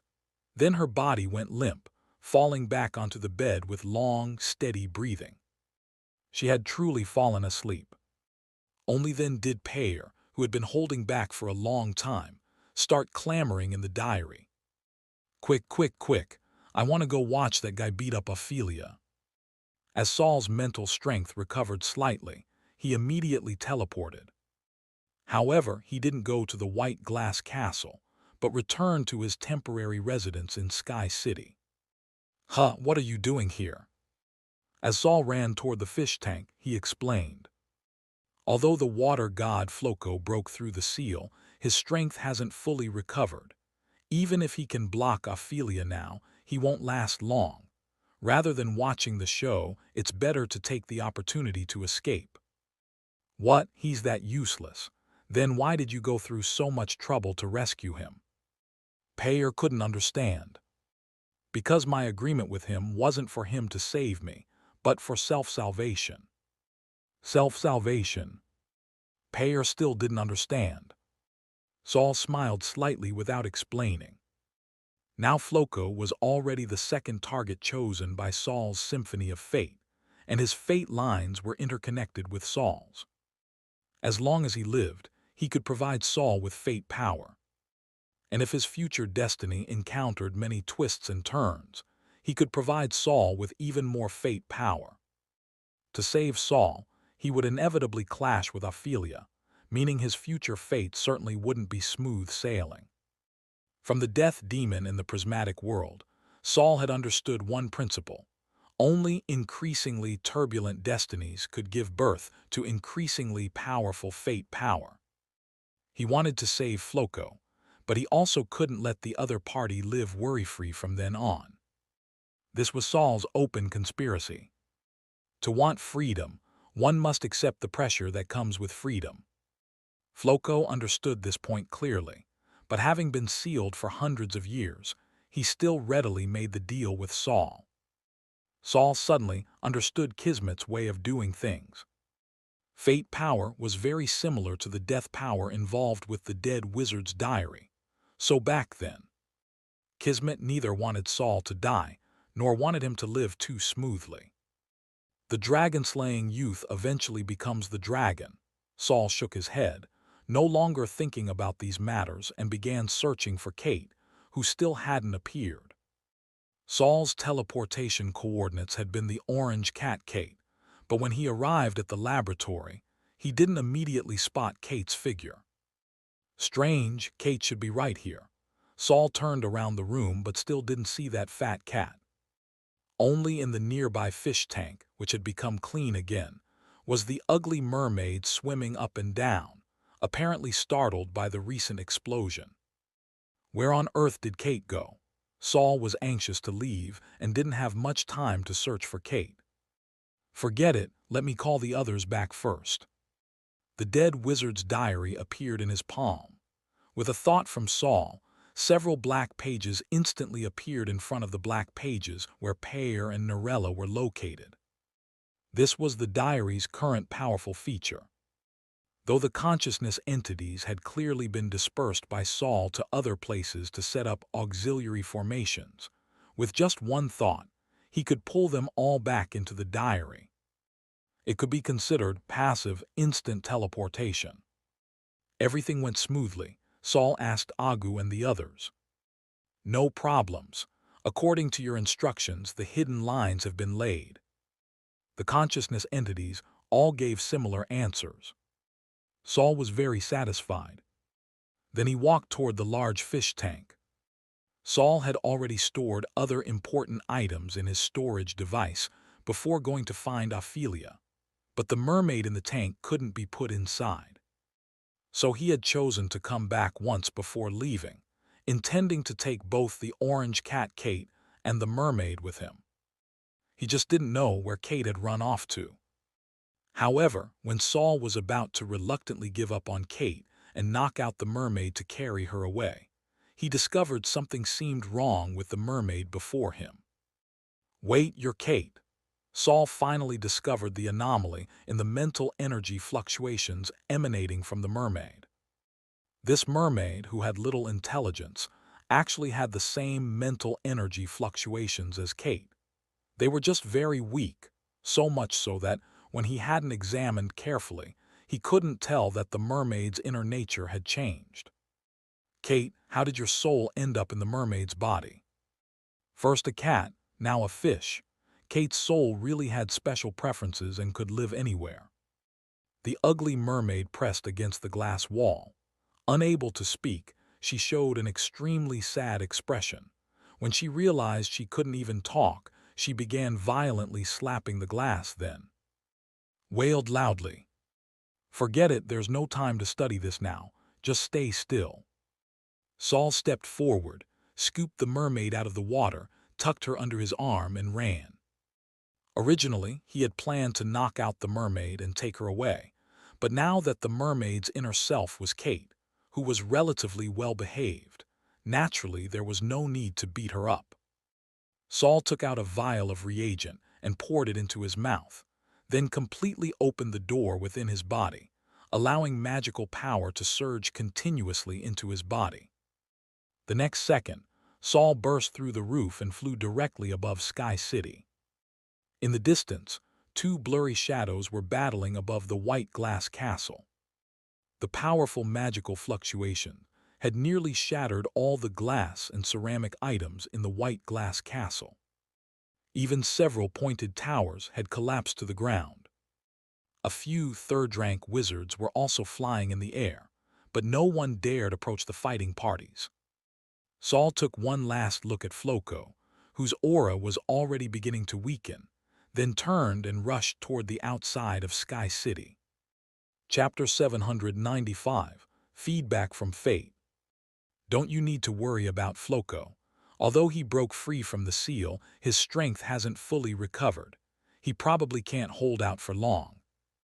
Bate reminded Saul in the diary. If he's defeated, Ophelia will definitely come after you. Given your current state, you might not be able to outrun her. Saul flew rapidly through the high sky, the mermaid in his hands covered from head to tail with a black cloak. It's not that I don't care about him. I've already arranged an escape route for him. If he still can't escape from Ophelia's hands despite this, then there's no point in cultivating him as my second target. It was autumn now, but Sky City's location was at a lower latitude, so the sun was still blazing hot. The sky was cloudless for thousands of miles, very unfavorable for Saul's escape. However, facing a fourth-rank wizard capable of long-distance teleportation, the distance of Saul's escape wasn't really important. Sky City was very close to the Escaper continent, separated only by a strait. What Saul needed to do was find the Stargate Council's wizard branch on the coastline before Ophelia broke free from the water god Floco. Although the Stargate Council's attitude toward him was unclear, one of the largest factions in the Stargate Council, the Glare family, was his master's family. Once he reached the Stargate Council, even Ophelia wouldn't dare forcibly capture him. As for the future, when Floco gradually recovered his strength, he would inevitably clash with Ophelia, who also studied water attributes. By then, Ophelia probably wouldn't have time to think about having in-depth exchanges with Saul. Moreover, according to what Ophelia had said earlier, after she attempted to advance to 5th rank, her body might undergo unexpected changes, making it impossible to verify the mysteries of Saul's body.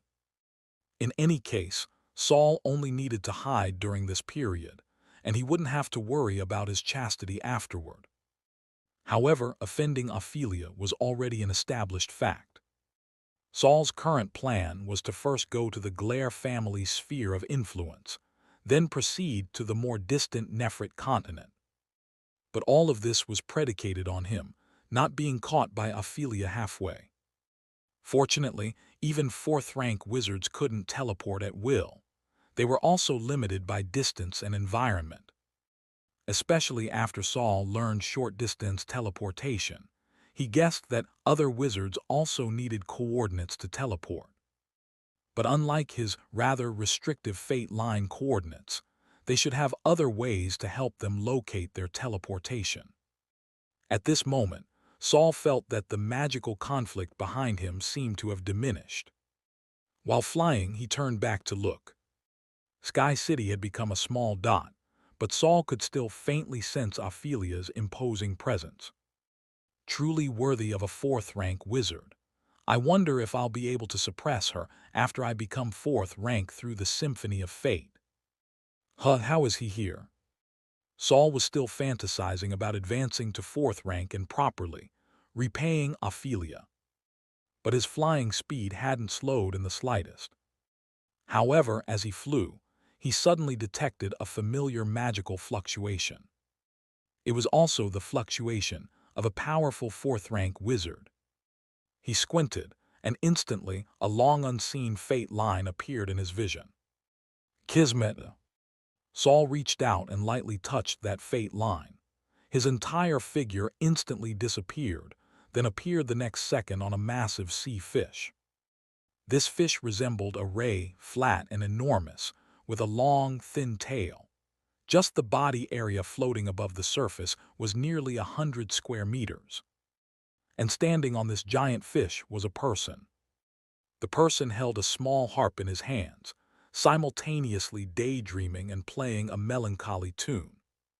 When Saul appeared on the giant ray's back, he also turned his head. Silver curls mixed with water vapor glittered brilliantly in the blazing sun. Kismet revealed a radiant smile. "Long time no see, master brother." Saul also smiled. "It's been a while, but Kismet, I've already returned your soul fragment to you. Now you're no longer a servant of the diary, so there's no need to call me master, though don't call me brother either." Kismet immediately refused. "That won't do. I've already acknowledged you as my master. How could I abandon you halfway just because I've become stronger?" As Kismet spoke, he carefully observed Saul, then raised his eyebrows and said in surprise, "You don't have death power on you. You didn't use the advancement method I gave you." "Of course I used it, just made some modifications. But I still have to thank you. The advancement method you gave me is truly remarkable."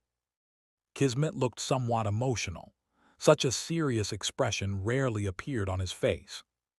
That was the advancement method of the dead wizard's diary's previous master, a method that has been verified to work. For you, who has also been officially recognized by the diary, it's a plan that could be copied with 100% success. You actually dared to modify it. He examined Saul again, his expression complex. "And you modified it very successfully. How does it look like a power even more advanced than death power?" Although very curious about Saul's current state, Kismet didn't delve deeply into Saul's current advancement plan. Third rank to fourth rank advancement plans were like second-level apprentices choosing their locators, critically important and easily targeted, so one couldn't casually probe others' advancement methods. Fourth rank to fifth rank advancement wasn't so cautious. The water god Floco had hidden his method in his biography, and Ophelia had generously shown the biography to Saul. It's just that while the methods weren't secret, the difficulty remained, so still few people could succeed. Saul also had no intention of explaining, even though his advancement plan couldn't be replicated by others. At the very least, there wasn't a second death demon in this world. While the two were conversing, a powerful mental force spread along the sea surface to their vicinity. Saul frowned slightly. Ophelia. After encountering Kismet, Saul hadn't been in a hurry to escape, instead landing on the big fish to chat with him. This big fish was even swimming toward Sky City's direction. In other words, during this time, Saul had actually moved closer to Sky City. But he wasn't nervous. The fifth-rank water god breaking through the seal had brought him vast amounts of fate power. This power wouldn't just become his foundation for advancing to fourth rank, but would also give Saul positive feedback in other aspects of life. Like right now. Saul immediately confessed to Kismet, "Ophelia might be coming to capture me." Kismet didn't look surprised but still asked, "Oh, how did you offend her?" "I didn't offend her. She suddenly became interested in my body. But as you know, I'm currently at a critical moment in my advancement. I don't want to become her test subject." Hearing this, Kismet looked deeply at Saul, his expression somewhere between smiling and not.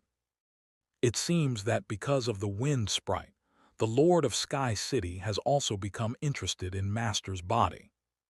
Saul said seriously, "This kind of thing isn't a joking matter." "Huh?" Kismet laughed and shook his head, the harp in his hand swaying at his fingertips. "Brother Master, please rest assured. With your most loyal servant here, as long as you don't agree, no one can steal away your pure body." Saul's temple twitched, feeling that Kismet was deliberately mocking him. Chapter 796, The Former Master. The encounter with Kismet was very brief. After Ophelia's mental force drifted over along the seawater, Kismet had Saul leave first while he stayed behind to face the Sky City Lord's wrath in his place. Though somewhat apologetic, Saul readily agreed to leave the trouble to Kismet. He then took off again, heading toward his intended destination. Long after his takeoff, no great battle between two fourth-rank wizards erupted behind him. Saul looked back several times, but saw no unusual circumstances. They didn't fight. He was somewhat puzzled.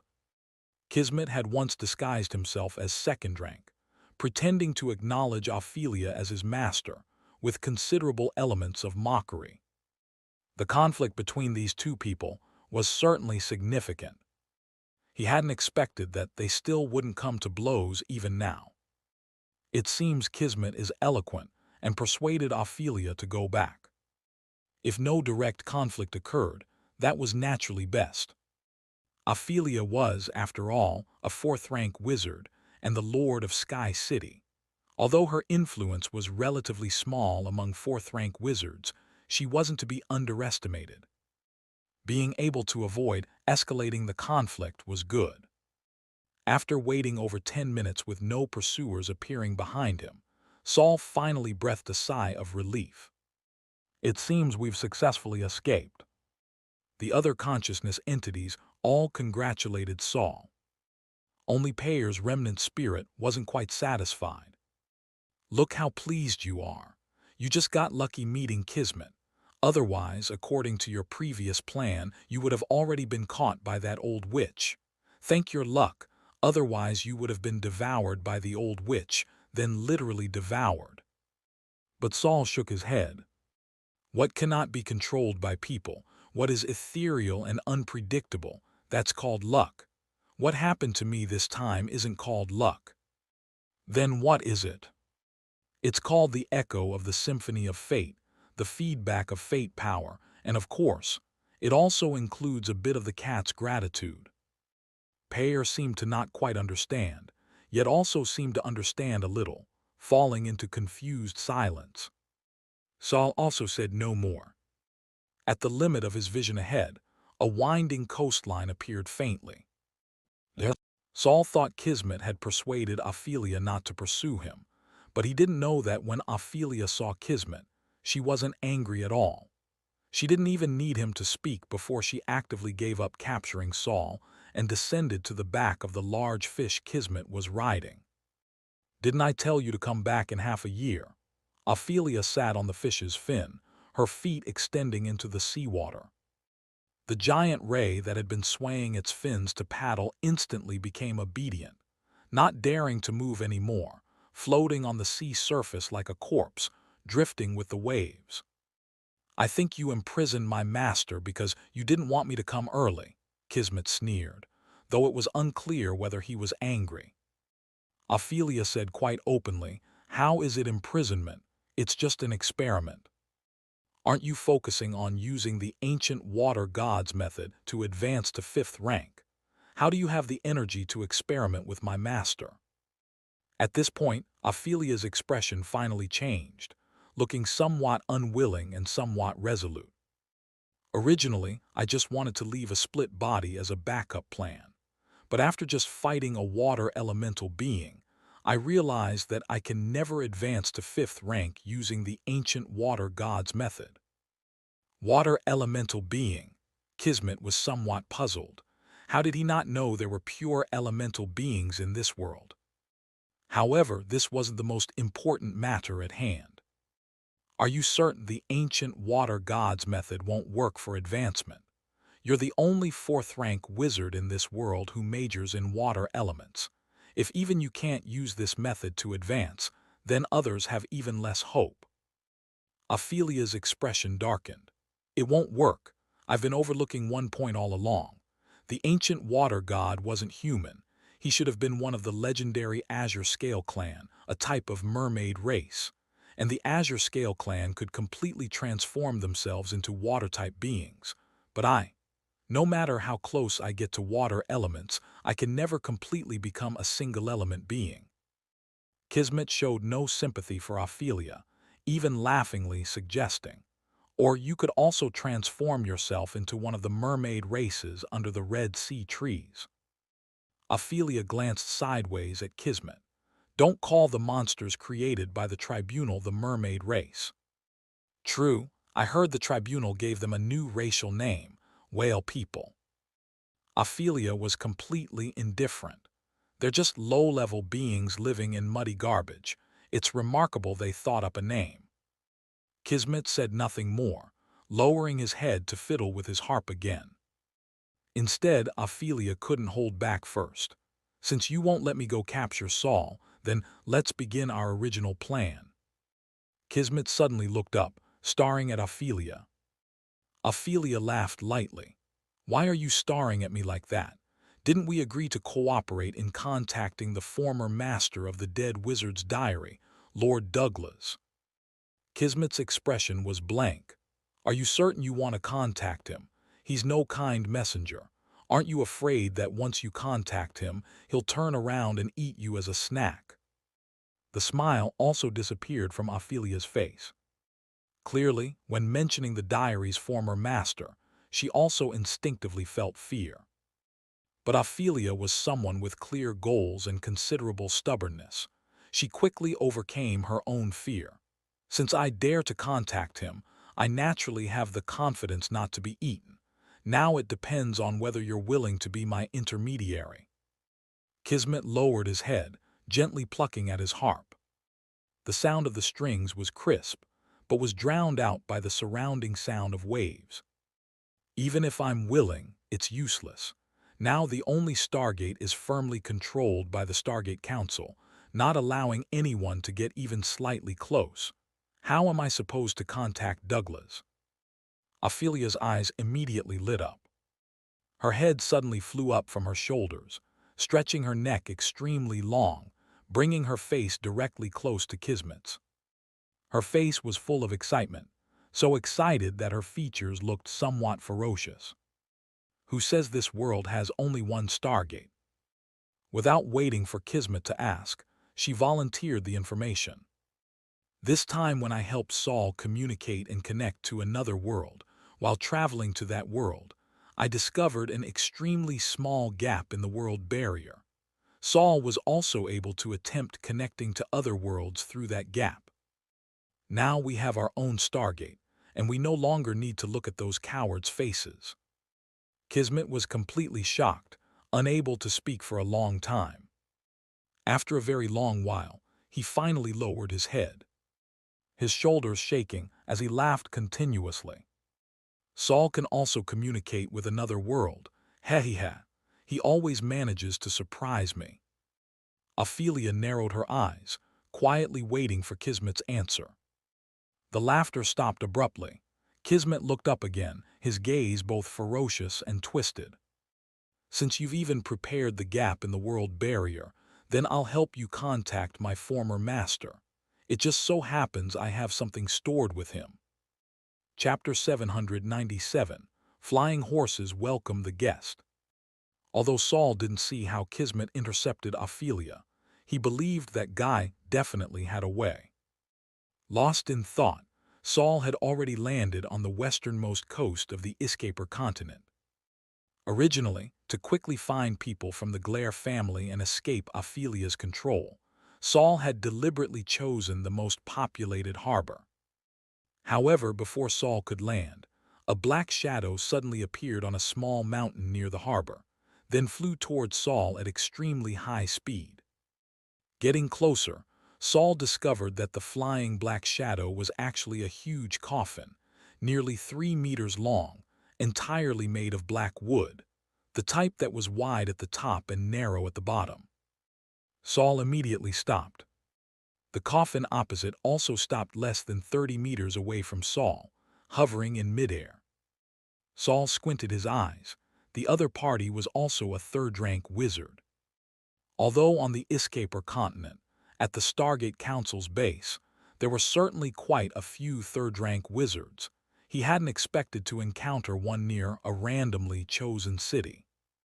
Because wizard resources were also limited, especially near ordinary people's cities where high-level magical materials were scarce, most high-rank wizards would concentrate in a few areas. After the pitch-black coffin stopped, the lid slowly opened, revealing black soil packed full inside. The soil was mixed with withered leaves and grayish-white stones, looking like randomly excavated earth from some field. Then a pale arm emerged from inside, followed by naked shoulders, an equally pale torso, and a slender neck where purple-red blood vessels could be clearly seen. Except there was no head.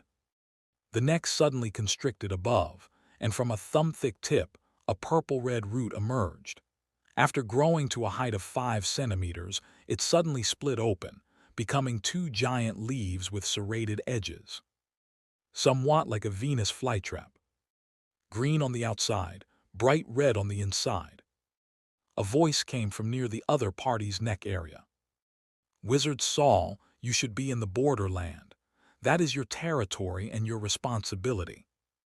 The other party should be from the Stargate Council, but Saul hadn't expected him to speak so domineeringly. "Since it's territory, then it's not a prison," Saul said with a smile. "May I ask who you are?" "Oral, but that's not important. You should go back." Saul looked down at the harbor and waves below. "What if I don't go back?" The grass-headed, human-bodied Oral, lying in the soil, pulled his other arm out of the earth. The arm contracted from the forearm onward, becoming a purple-red vine, with the tip also bearing a pair of serrated-edged leaves. "Then I'll send you back." The other party's voice was cold, not sounding like he was joking. Saul smiled. "Then let's see if you have that ability." Just as the two were about to erupt into conflict, the human-shaped bundle Saul was carrying trembled. Although Kate couldn't see outside, his mental power could roughly sense what was happening. He definitely didn't want to be caught between two third-rank wizards about to engage in battle. Having finally escaped from the cat's body, he hadn't expected the price to be entering a mermaid's body, and such an ugly one at that. "I should have known better than to make a wish to the white porcelain cat so early." The wish was granted, but the way it was fulfilled is too much of a trap. Just as Kate worried about his safety and the atmosphere between Saul and Oral grew increasingly tense, another powerful magical fluctuation erupted from the mountains where Oral had come from, stirring up air currents and flying over with great momentum. Saul and Oral both looked toward the newcomer, neither choosing to act at this moment. When the person approached, Saul discovered it was actually someone he knew. Among those Saul knew in the Stargate Council, aside from Gorsa, who could barely be considered an insider, there was another, someone who had once been his opponent but later became a companion due to the Black Tide outbreak in the borderland. Corey, who specialized in emotion control. Nearly a year had passed without seeing her, and she was still a senior second-rank wizard. It seemed that advancing to third rank was truly very difficult. Corey still had an expressionless face, wearing an ornate Rococo-style dress, looking more like a doll than a living person. Seeing the tense atmosphere between Saul and Oral, she began emanating a clear, fragrant water vapor different from seawater before even getting close. This made both Saul's and Oral's taut nerves relax slightly. Most obviously, Oral retracted his arm that had transformed into a purple-red vine back into the soil. Seeing this, Corey's face showed no expression, but she felt relieved inside. As a second-rank wizard, her influence on two third-rank wizards was limited. Being able to ease the atmosphere was mostly because both parties didn't really want a fight. It was more about arrogant probing and the confidence of direct confrontation. After reaching the space between Saul and Oral, Corey first nodded slightly to Saul. "Long time no see, Lord Saul." The two had once cooperated well, so Saul also nodded in return. "Hello, Wizard Corey." After greeting each other, Corey turned to face Oral. "Lord Oral, since Lord Saul has come to Escaper, he is a guest of the Stargate Council. Please allow me to receive him." "A guest? The Stargate Council didn't invite him either, did it?" Plant-headed Oral chuckled lightly. Facing the pressure from third-rank Oral, Corey stood firm. If not a guest of the Stargate Council, then he's a guest of the Glare family. Upon mentioning the word Glare, Oral finally relented. "Since he's a guest of your Glare family, you should naturally receive him." After speaking, Oral prepared to lie back in his coffin. However, halfway through lying down, he suddenly stopped, extended his still human arm, picked up something from the coffin's edge, and threw it down before continuing to lie down. The heavy lid automatically closed with a dull bang. Then, like a cannonball, it shot back into the deep mountains. Only then did Corey turn back, smiling at Saul. Her smile only moved the muscles around her lips. Her eyes showed no change whatsoever. Saul found it somewhat uncomfortable to watch and pinched his nose bridge. If you can't smile naturally, don't force it. No. Corey's voice had no inflection, her smile still fixed on her face. The clan leader said I need to practice interpersonal skills more and can't always be like an emotionless doll. But your smile has no emotion either. Saul mentally complained and changed the subject. Was Wizard Oral at odds with the Glare family? Corey glanced at Saul strangely. He's at odds with you. His student Luke died in the borderland. Luke was indeed the final person who had competed with Saul and Corey for the third-rank wizard position. His death had nothing to do with me. But you were the final winner, Corey said bluntly. A third-rank wizard is quite an important asset. Are you considering yourself an asset by saying that? Saul asked with a smile. Corey didn't answer. Since you're here, would you like to visit clan leader Norton? Saul stroked his chin, wondering if Corey's appearance here to interrupt the conflict between him and Oral was also related to the fate power that the water god Floco had fed back to him. Were you specifically waiting for me here? Corey looked back in surprise. She pressed her lips together. The clan leader said that if I encountered guests, I could bring them back to meet him. By now the two had approached the harbor, and people on the shore could see them just by looking up. But Saul stopped. I'm afraid I can't meet him today. Corey had to stop as well. She followed Saul's gaze. A two-horse carriage had somehow stopped by the shore. The moment her gaze touched it, the two horses pulling the carriage suddenly spread a pair of huge black wings. The two horses suddenly took off with the low-key carriage behind them, frightening the ordinary people around into scattering. Watching the dark carriage rapidly approaching, Corey's pupils suddenly widened. Flying horses of the Evernight Empire. She suddenly realized something and immediately looked at Saul beside her, murmuring, the highest-class vehicle the tribunal uses to receive guests. Saul smiled bitterly. I suppose they're afraid I'll be late. The Glare family welcomes a guest. The tribunal intercepts. Chapter 798, The Lantern. Corey could intercept the probing of a fellow third-rank wizard from the Stargate Council, but she absolutely couldn't stop the tribunal's flying horse carriage by herself, even if the coachman was only a second-rank wizard. Unless Wizard Oral, who had just left, returned and united with her to keep Saul here. But Corey knew this was impossible.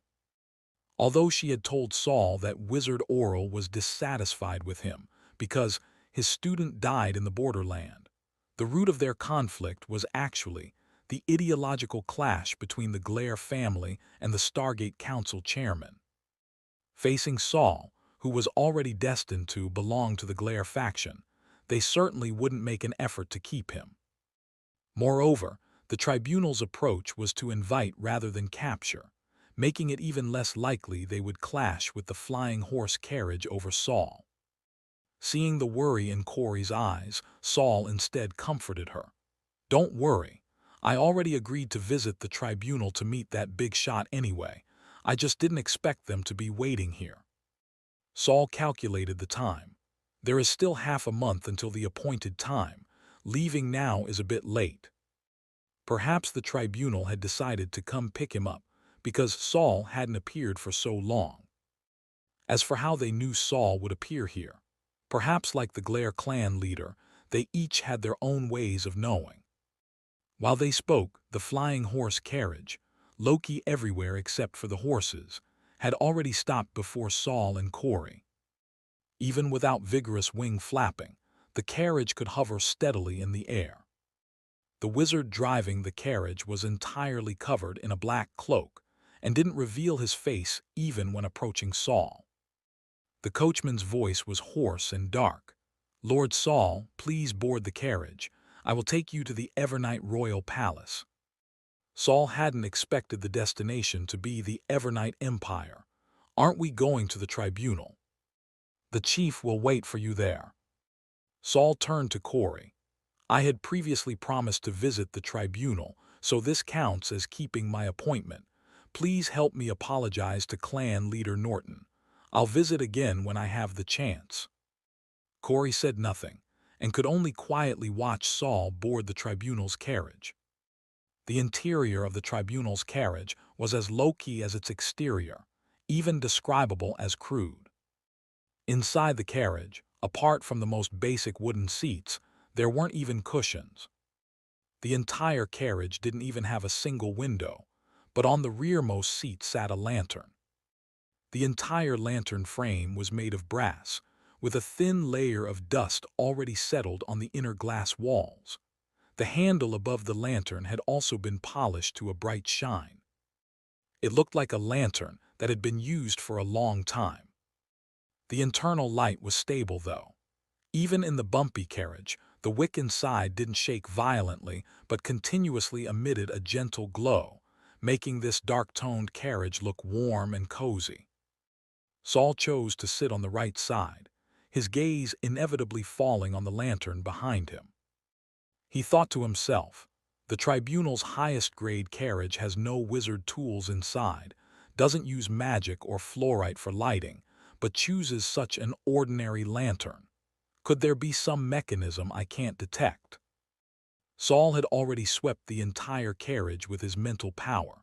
Apart from the flying horses in front and the second-rank wizard coachman, there was no magical feedback from anywhere else, including the lantern before him.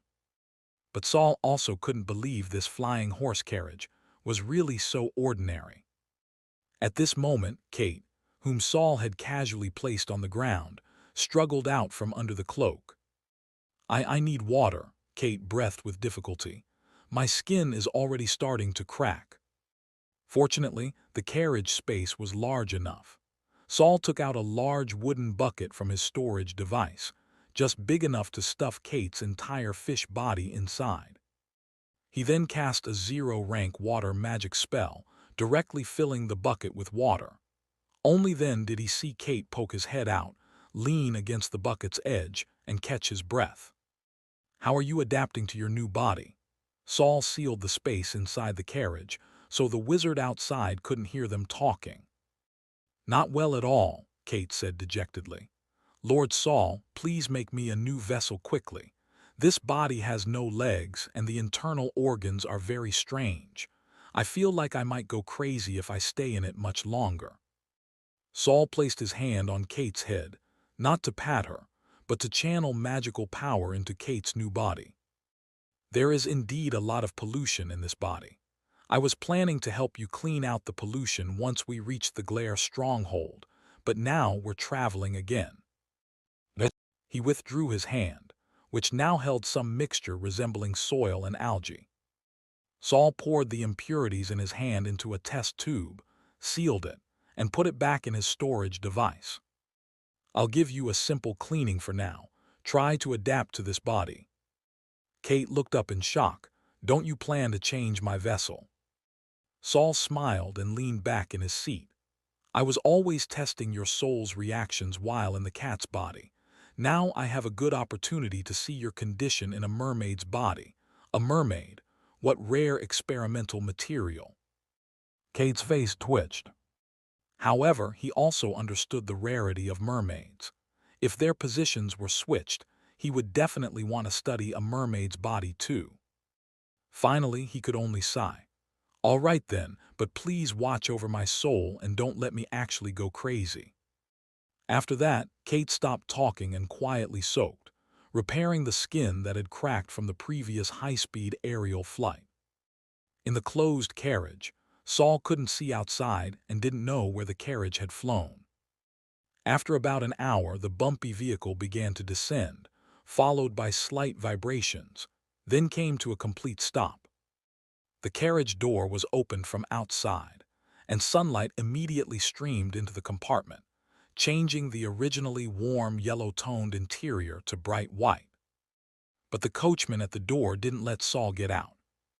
Lord Saul, next we'll enter the ultra-long-distance teleportation array from Escaper Continent to Stat Continent. You needn't worry about safety, but during this time you also cannot mobilize magical power or mental strength. Saul had heard of ultra-long-distance teleportation arrays. But why are we going to Stat? Stat continent was in the northwest of the world's existing continents, with Iskaper in the middle, while Nefrit was in the east and closer to the southern hemisphere. Saul's journey to Nefrit would normally pass through Iskaper. Who would have thought that after finally getting here, he would be taken back to Stat by the tribunal's people? Aren't we going to the Evernight Royal Palace anymore? We are. It's just faster this way. Before Saul could ask more questions, the coachman lowered his voice and continued. There's no direct ultra-long-distance teleportation array between Iskaper and Nefrit. Had the conflict between the Stargate Council and the tribunal deepened to this extent? The coachman didn't give Saul time to think and directly closed the carriage door. His task was simply to bring Saul to Nefrit. As long as Saul obediently followed him, that was enough. After all, even if he wanted to run, he couldn't anymore. Sitting in the carriage, Saul suddenly felt he had lost his ability to perceive space. Having experienced several trips to the Chaos Realm, this kind of cross-continental spatial teleportation array didn't make him lose his composure. At the same time, Saul firmly controlled his magical power to keep it from emerging. But just then, with his extremely keen mental perception, he suddenly turned toward the lantern inside the carriage. That lantern was actually still emitting stable light during spatial movement. As if it wasn't in the carriage at all, but in an independent space, completely unaffected by the ultra-long-distance teleportation. Saul's pupils suddenly contracted. In the chaotic spatial perception, in the mild dizziness, a name suddenly popped into his mind. Frym.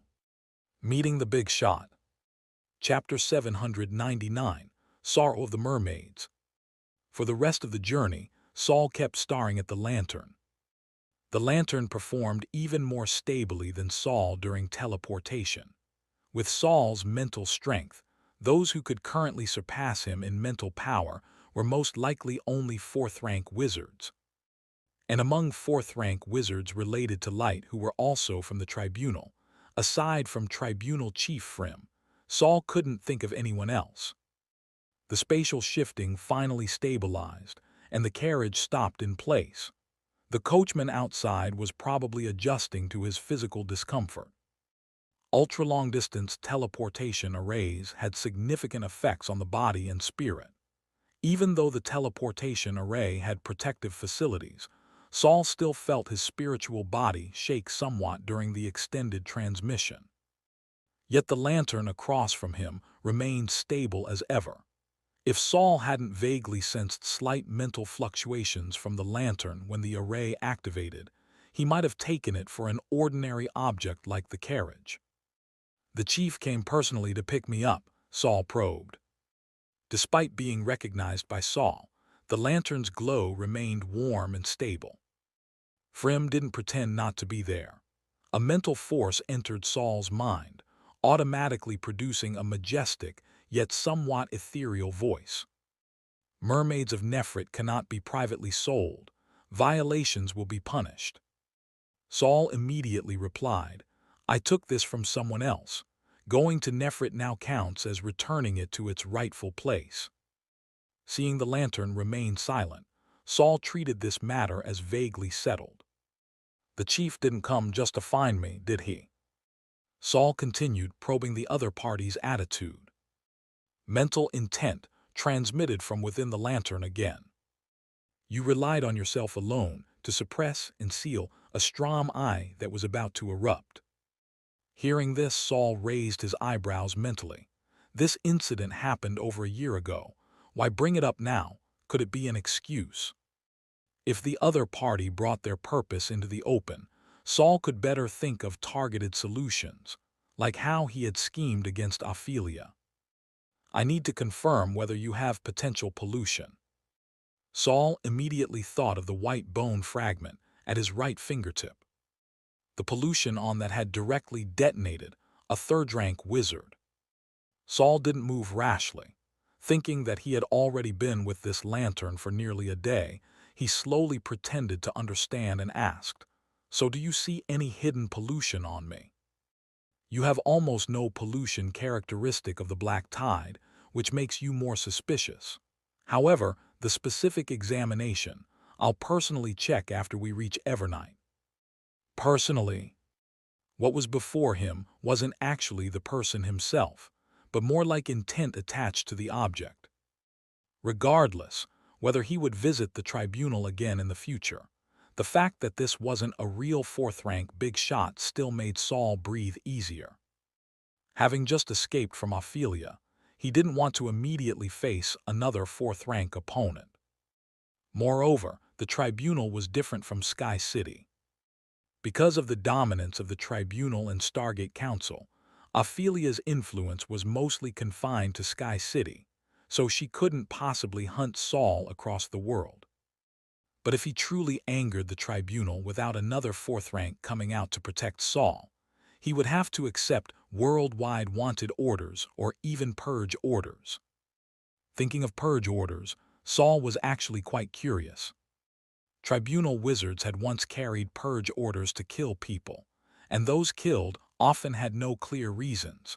So what exactly were these purge orders based on? It couldn't simply be eliminating dissidents. But Saul couldn't ask directly. He instead brought up, the coachman outside said this time's destination isn't the tribunal, but the Evernight Royal Palace. Saul suddenly thought, could it be that going to the tribunal required passing through the Evernight Royal Palace, just like how he was now returning to Stat to go to Nefrit Continent? However, Frim's answer was completely different from what Saul had imagined. Going to the Evernight Royal Palace is because there's something I need your help with. The tribunal actually has something they need my help with. Saul showed surprise but still calmly asked, what do you need me to do? I request Dr. Saul to treat the mermaid clan polluted by the black tide. Frim especially emphasized the word doctor. Saul smiled. So my reputation as a doctor has already spread to Nefrit. Then I won't be modest. I do indeed have some insights into pollution caused by the black tide. If you can solve the mermaid problem, the tribunal won't let your efforts go unrewarded. After conveying this message, the warm yellow light in the lantern suddenly disappeared, plunging the entire carriage interior into darkness. Saul could no longer sense Frim's presence. He pushed the carriage door open a crack, looking at the coachman's back. How's your recovery? Ready to depart at any time, Lord Saul. The coachman immediately turned halfway to respond. Neither mentioned Frim, who had just left. Then let's go. Saul snapped his fingers, using an illumination spell to brighten the carriage again. After all, before entering the next ultra-long-distance teleportation array, he didn't want to stay in a dark carriage the whole time. The flying horse carriage didn't take off but traveled smoothly on land, clearly indicating that the teleportation array to Nefrit Continent wasn't close. Saul looked outside through the partially closed door and suddenly felt the distant scenery looked somewhat familiar. Which area of Stat Continent is this? You should be very familiar with this place, the coachman said quietly. This is one of the entrances to the borderland Dwarf Valley. Saul wasn't actually very familiar with Dwarf Valley. However, he knew that unlike the Elven Four Seasons forest located on a world side, Dwarf Valley was located in the main world. The valley had been deliberately modified by dwarves, turning it into a nearly magic-free environment. Later, for unknown reasons, the number of dwarves decreased, and the surviving dwarves all left Dwarf Valley, turning it into a dead land. However, people reportedly saw dwarves there, but their condition was abnormal, like walking corpses.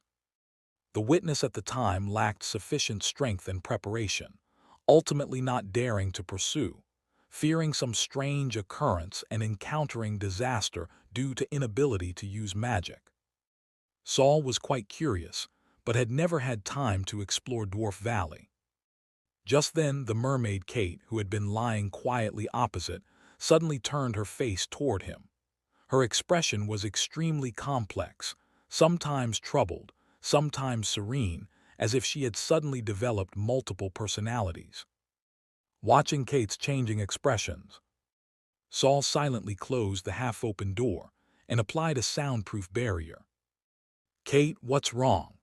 One of Saul's hands had already become a semi-transparent gray tentacle, ready to subdue Kate, who seemed to be having problems.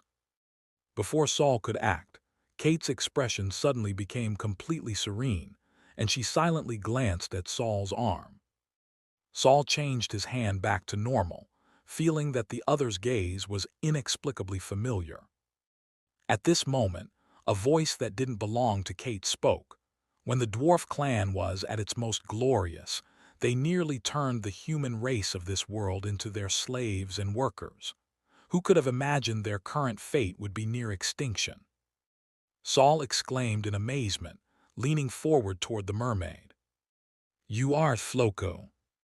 The mermaid calmly nodded, saying, "Although my strength hasn't fully recovered, I was once fifth rank after all. Separating a strand of consciousness externally is still possible." The soul bodies Saul separated could only serve as experimental materials. He had long been interested in Ophelia's method of creating consciousness splits and Pear's ability to leave soul fragments with her own consciousness. He asked curiously, "How do you manage to separate consciousness entities? Is it the same as Ophelia's method of creating splits?" Floco gently shook his head, clearly much more skilled at controlling this body than Kate. "It's different. I can split my consciousness into this body because inside this monster-like mermaid, there's actually a trace of my bloodline." Chapter 800, Temporary Coordinates. Ever since Floco mentioned he was from the Azure Scale clan, what Saul understood as the mermaid race, Saul had been wondering whether this ugly mermaid before him was related to Floco. Although Floco said the Azure Scale clan had basically migrated out of this wizard world, the mermaid race currently being cultivated in Nefrit did bear some resemblance to the Azure Scale clan. Floco sneered, "What a disgrace." Saul remained silent for a moment and could only say, "The wizard world has always been this way, survival of the fittest."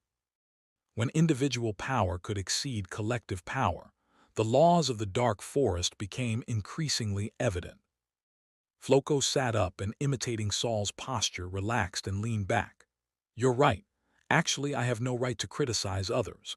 Look at me. I called myself the water god in my own world, but when I encountered a fifth rank stronger than me in the outside world, I was sealed at the bottom of the sea.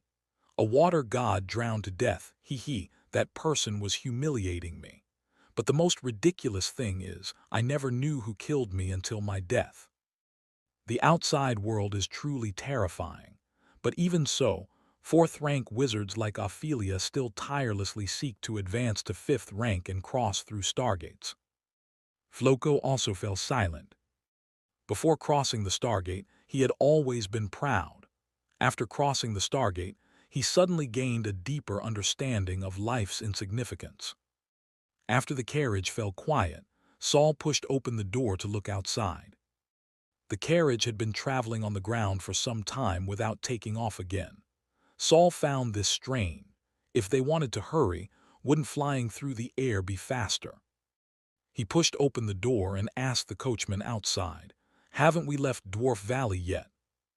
Although bumpy in the air, Saul now wanted to take Floco to see the mermaids of the Evernight Empire. The coachman was silent for a second before answering Saul. "Lord Saul, the other ultra-long-distance teleportation array to Nefrit Continent is on the opposite side of Dwarf Valley, so we're currently crossing through Dwarf Valley. It will take about 3 days. Staying in this closed carriage with nothing in it for 3 whole days would be too boring." Moreover, Saul didn't want to research his projects here, lest Tribunal Chief Frim suddenly appear again at some unknown time. He thought this should be close to the borderland. Can I teleport back and return when the carriage arrives? Since Frim had personally come out, he probably wasn't afraid of Saul escaping midway. I'm quite sincere, Saul thought this way, squinting his eyes. The bright carriage interior instantly became dim, and semi-transparent, faintly glowing threads appeared before Saul. As expected, I can reach Kelly and the others' fate lines from here. Saul didn't set off immediately. He very politely called out to the coachman outside. This isn't far from the borderland. I'll go back first and return directly to the carriage in 3 days. After Saul finished speaking, he felt that this faceless coachman seemed to chuckle softly, but because the sound was particularly unclear, it also sounded like sighing. As long as you can return in 3 days, I won't restrict your movements during this period. Saul stroked his chin and raised his hand to summon Herman from within his body. Herman was in spirit form at this moment, hidden in a dark corner. Saul said to Herman in his mind, "Stay here as my coordinate." "Yes, master," Herman immediately responded. But at this moment, Bate made another suggestion. "Saul, you could actually learn from Frim's method just now and leave a short-term coordinate." Saul understood Bate was referring to the lantern Frim had placed in the carriage. "But I've never split my consciousness before." "You've never stored consciousness entities in us either." Saul suddenly understood. He transformed a section of his fingertip into a gray tentacle and automatically severed it. Then he carefully observed this severed finger containing a soul fragment. No fate lines appeared on it because it wasn't Saul, nor was it Saul's split body. Saul didn't give up. After thinking for a moment, a white semi-transparent thread slowly grew from his fingertip. He wrapped the thread around the severed finger, then tried to cut the thread. But the thread located inside his consciousness didn't break as he had imagined, only wrapping more firmly around the severed finger. "Won't it work?" Saul maintained his original posture unchanged. "As expected, fate lines aren't something I can casually cut now." If he couldn't cut it, couldn't he leave traces? Saul didn't give up. He mobilized his spiritual body and began repeatedly sweeping his mental power over the entire severed finger, again and again, as if trying to embed his mental power into the severed finger. After high-frequency mental power oscillations, Saul finally released the fate line he had extended and retracted it to his fingertip. Observing the severed finger again, he actually felt a vague connection with his main body. Saul placed the severed finger in a corner of the carriage, then squinted his eyes. The entire carriage interior indeed had 2 touchable teleportation points.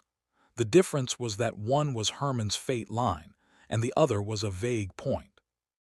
Saul said to Herman, who was huddled in the carriage corner, "Stay here during this time.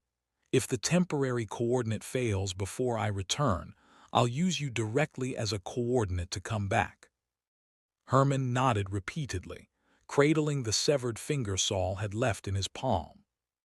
"Master, rest assured, I will definitely protect this temporary coordinate." Saul smiled helplessly. "It's just a soul fragment. I can replenish it in minutes. Focus on your own safety." "Master tilde tilde tilde." Herman's eyes welled up with tears. Saul couldn't stand Herman like this. He curled his lip, snapped his fingers directly, and disappeared from the spot.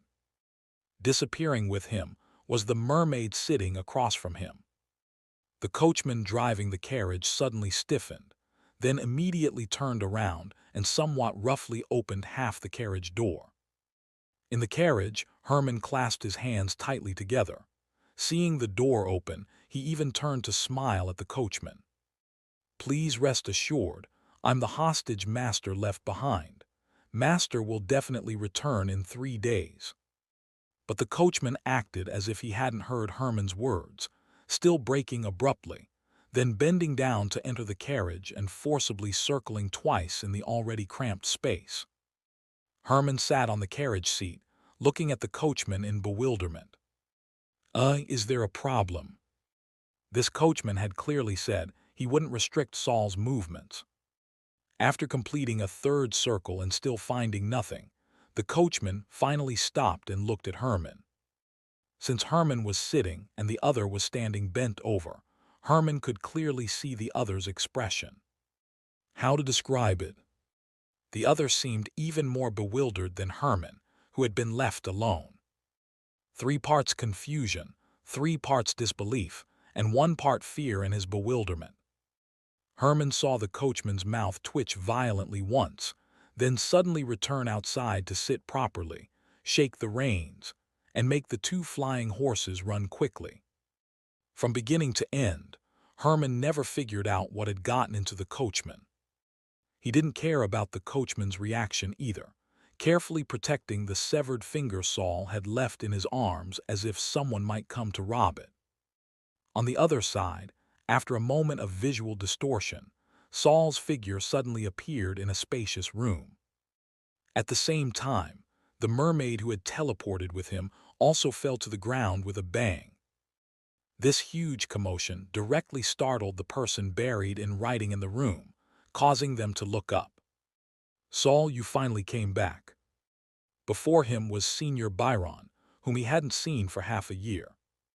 Although Senior Byron still looked the same as before, there was something about him now that gave people stunningly shocking feeling.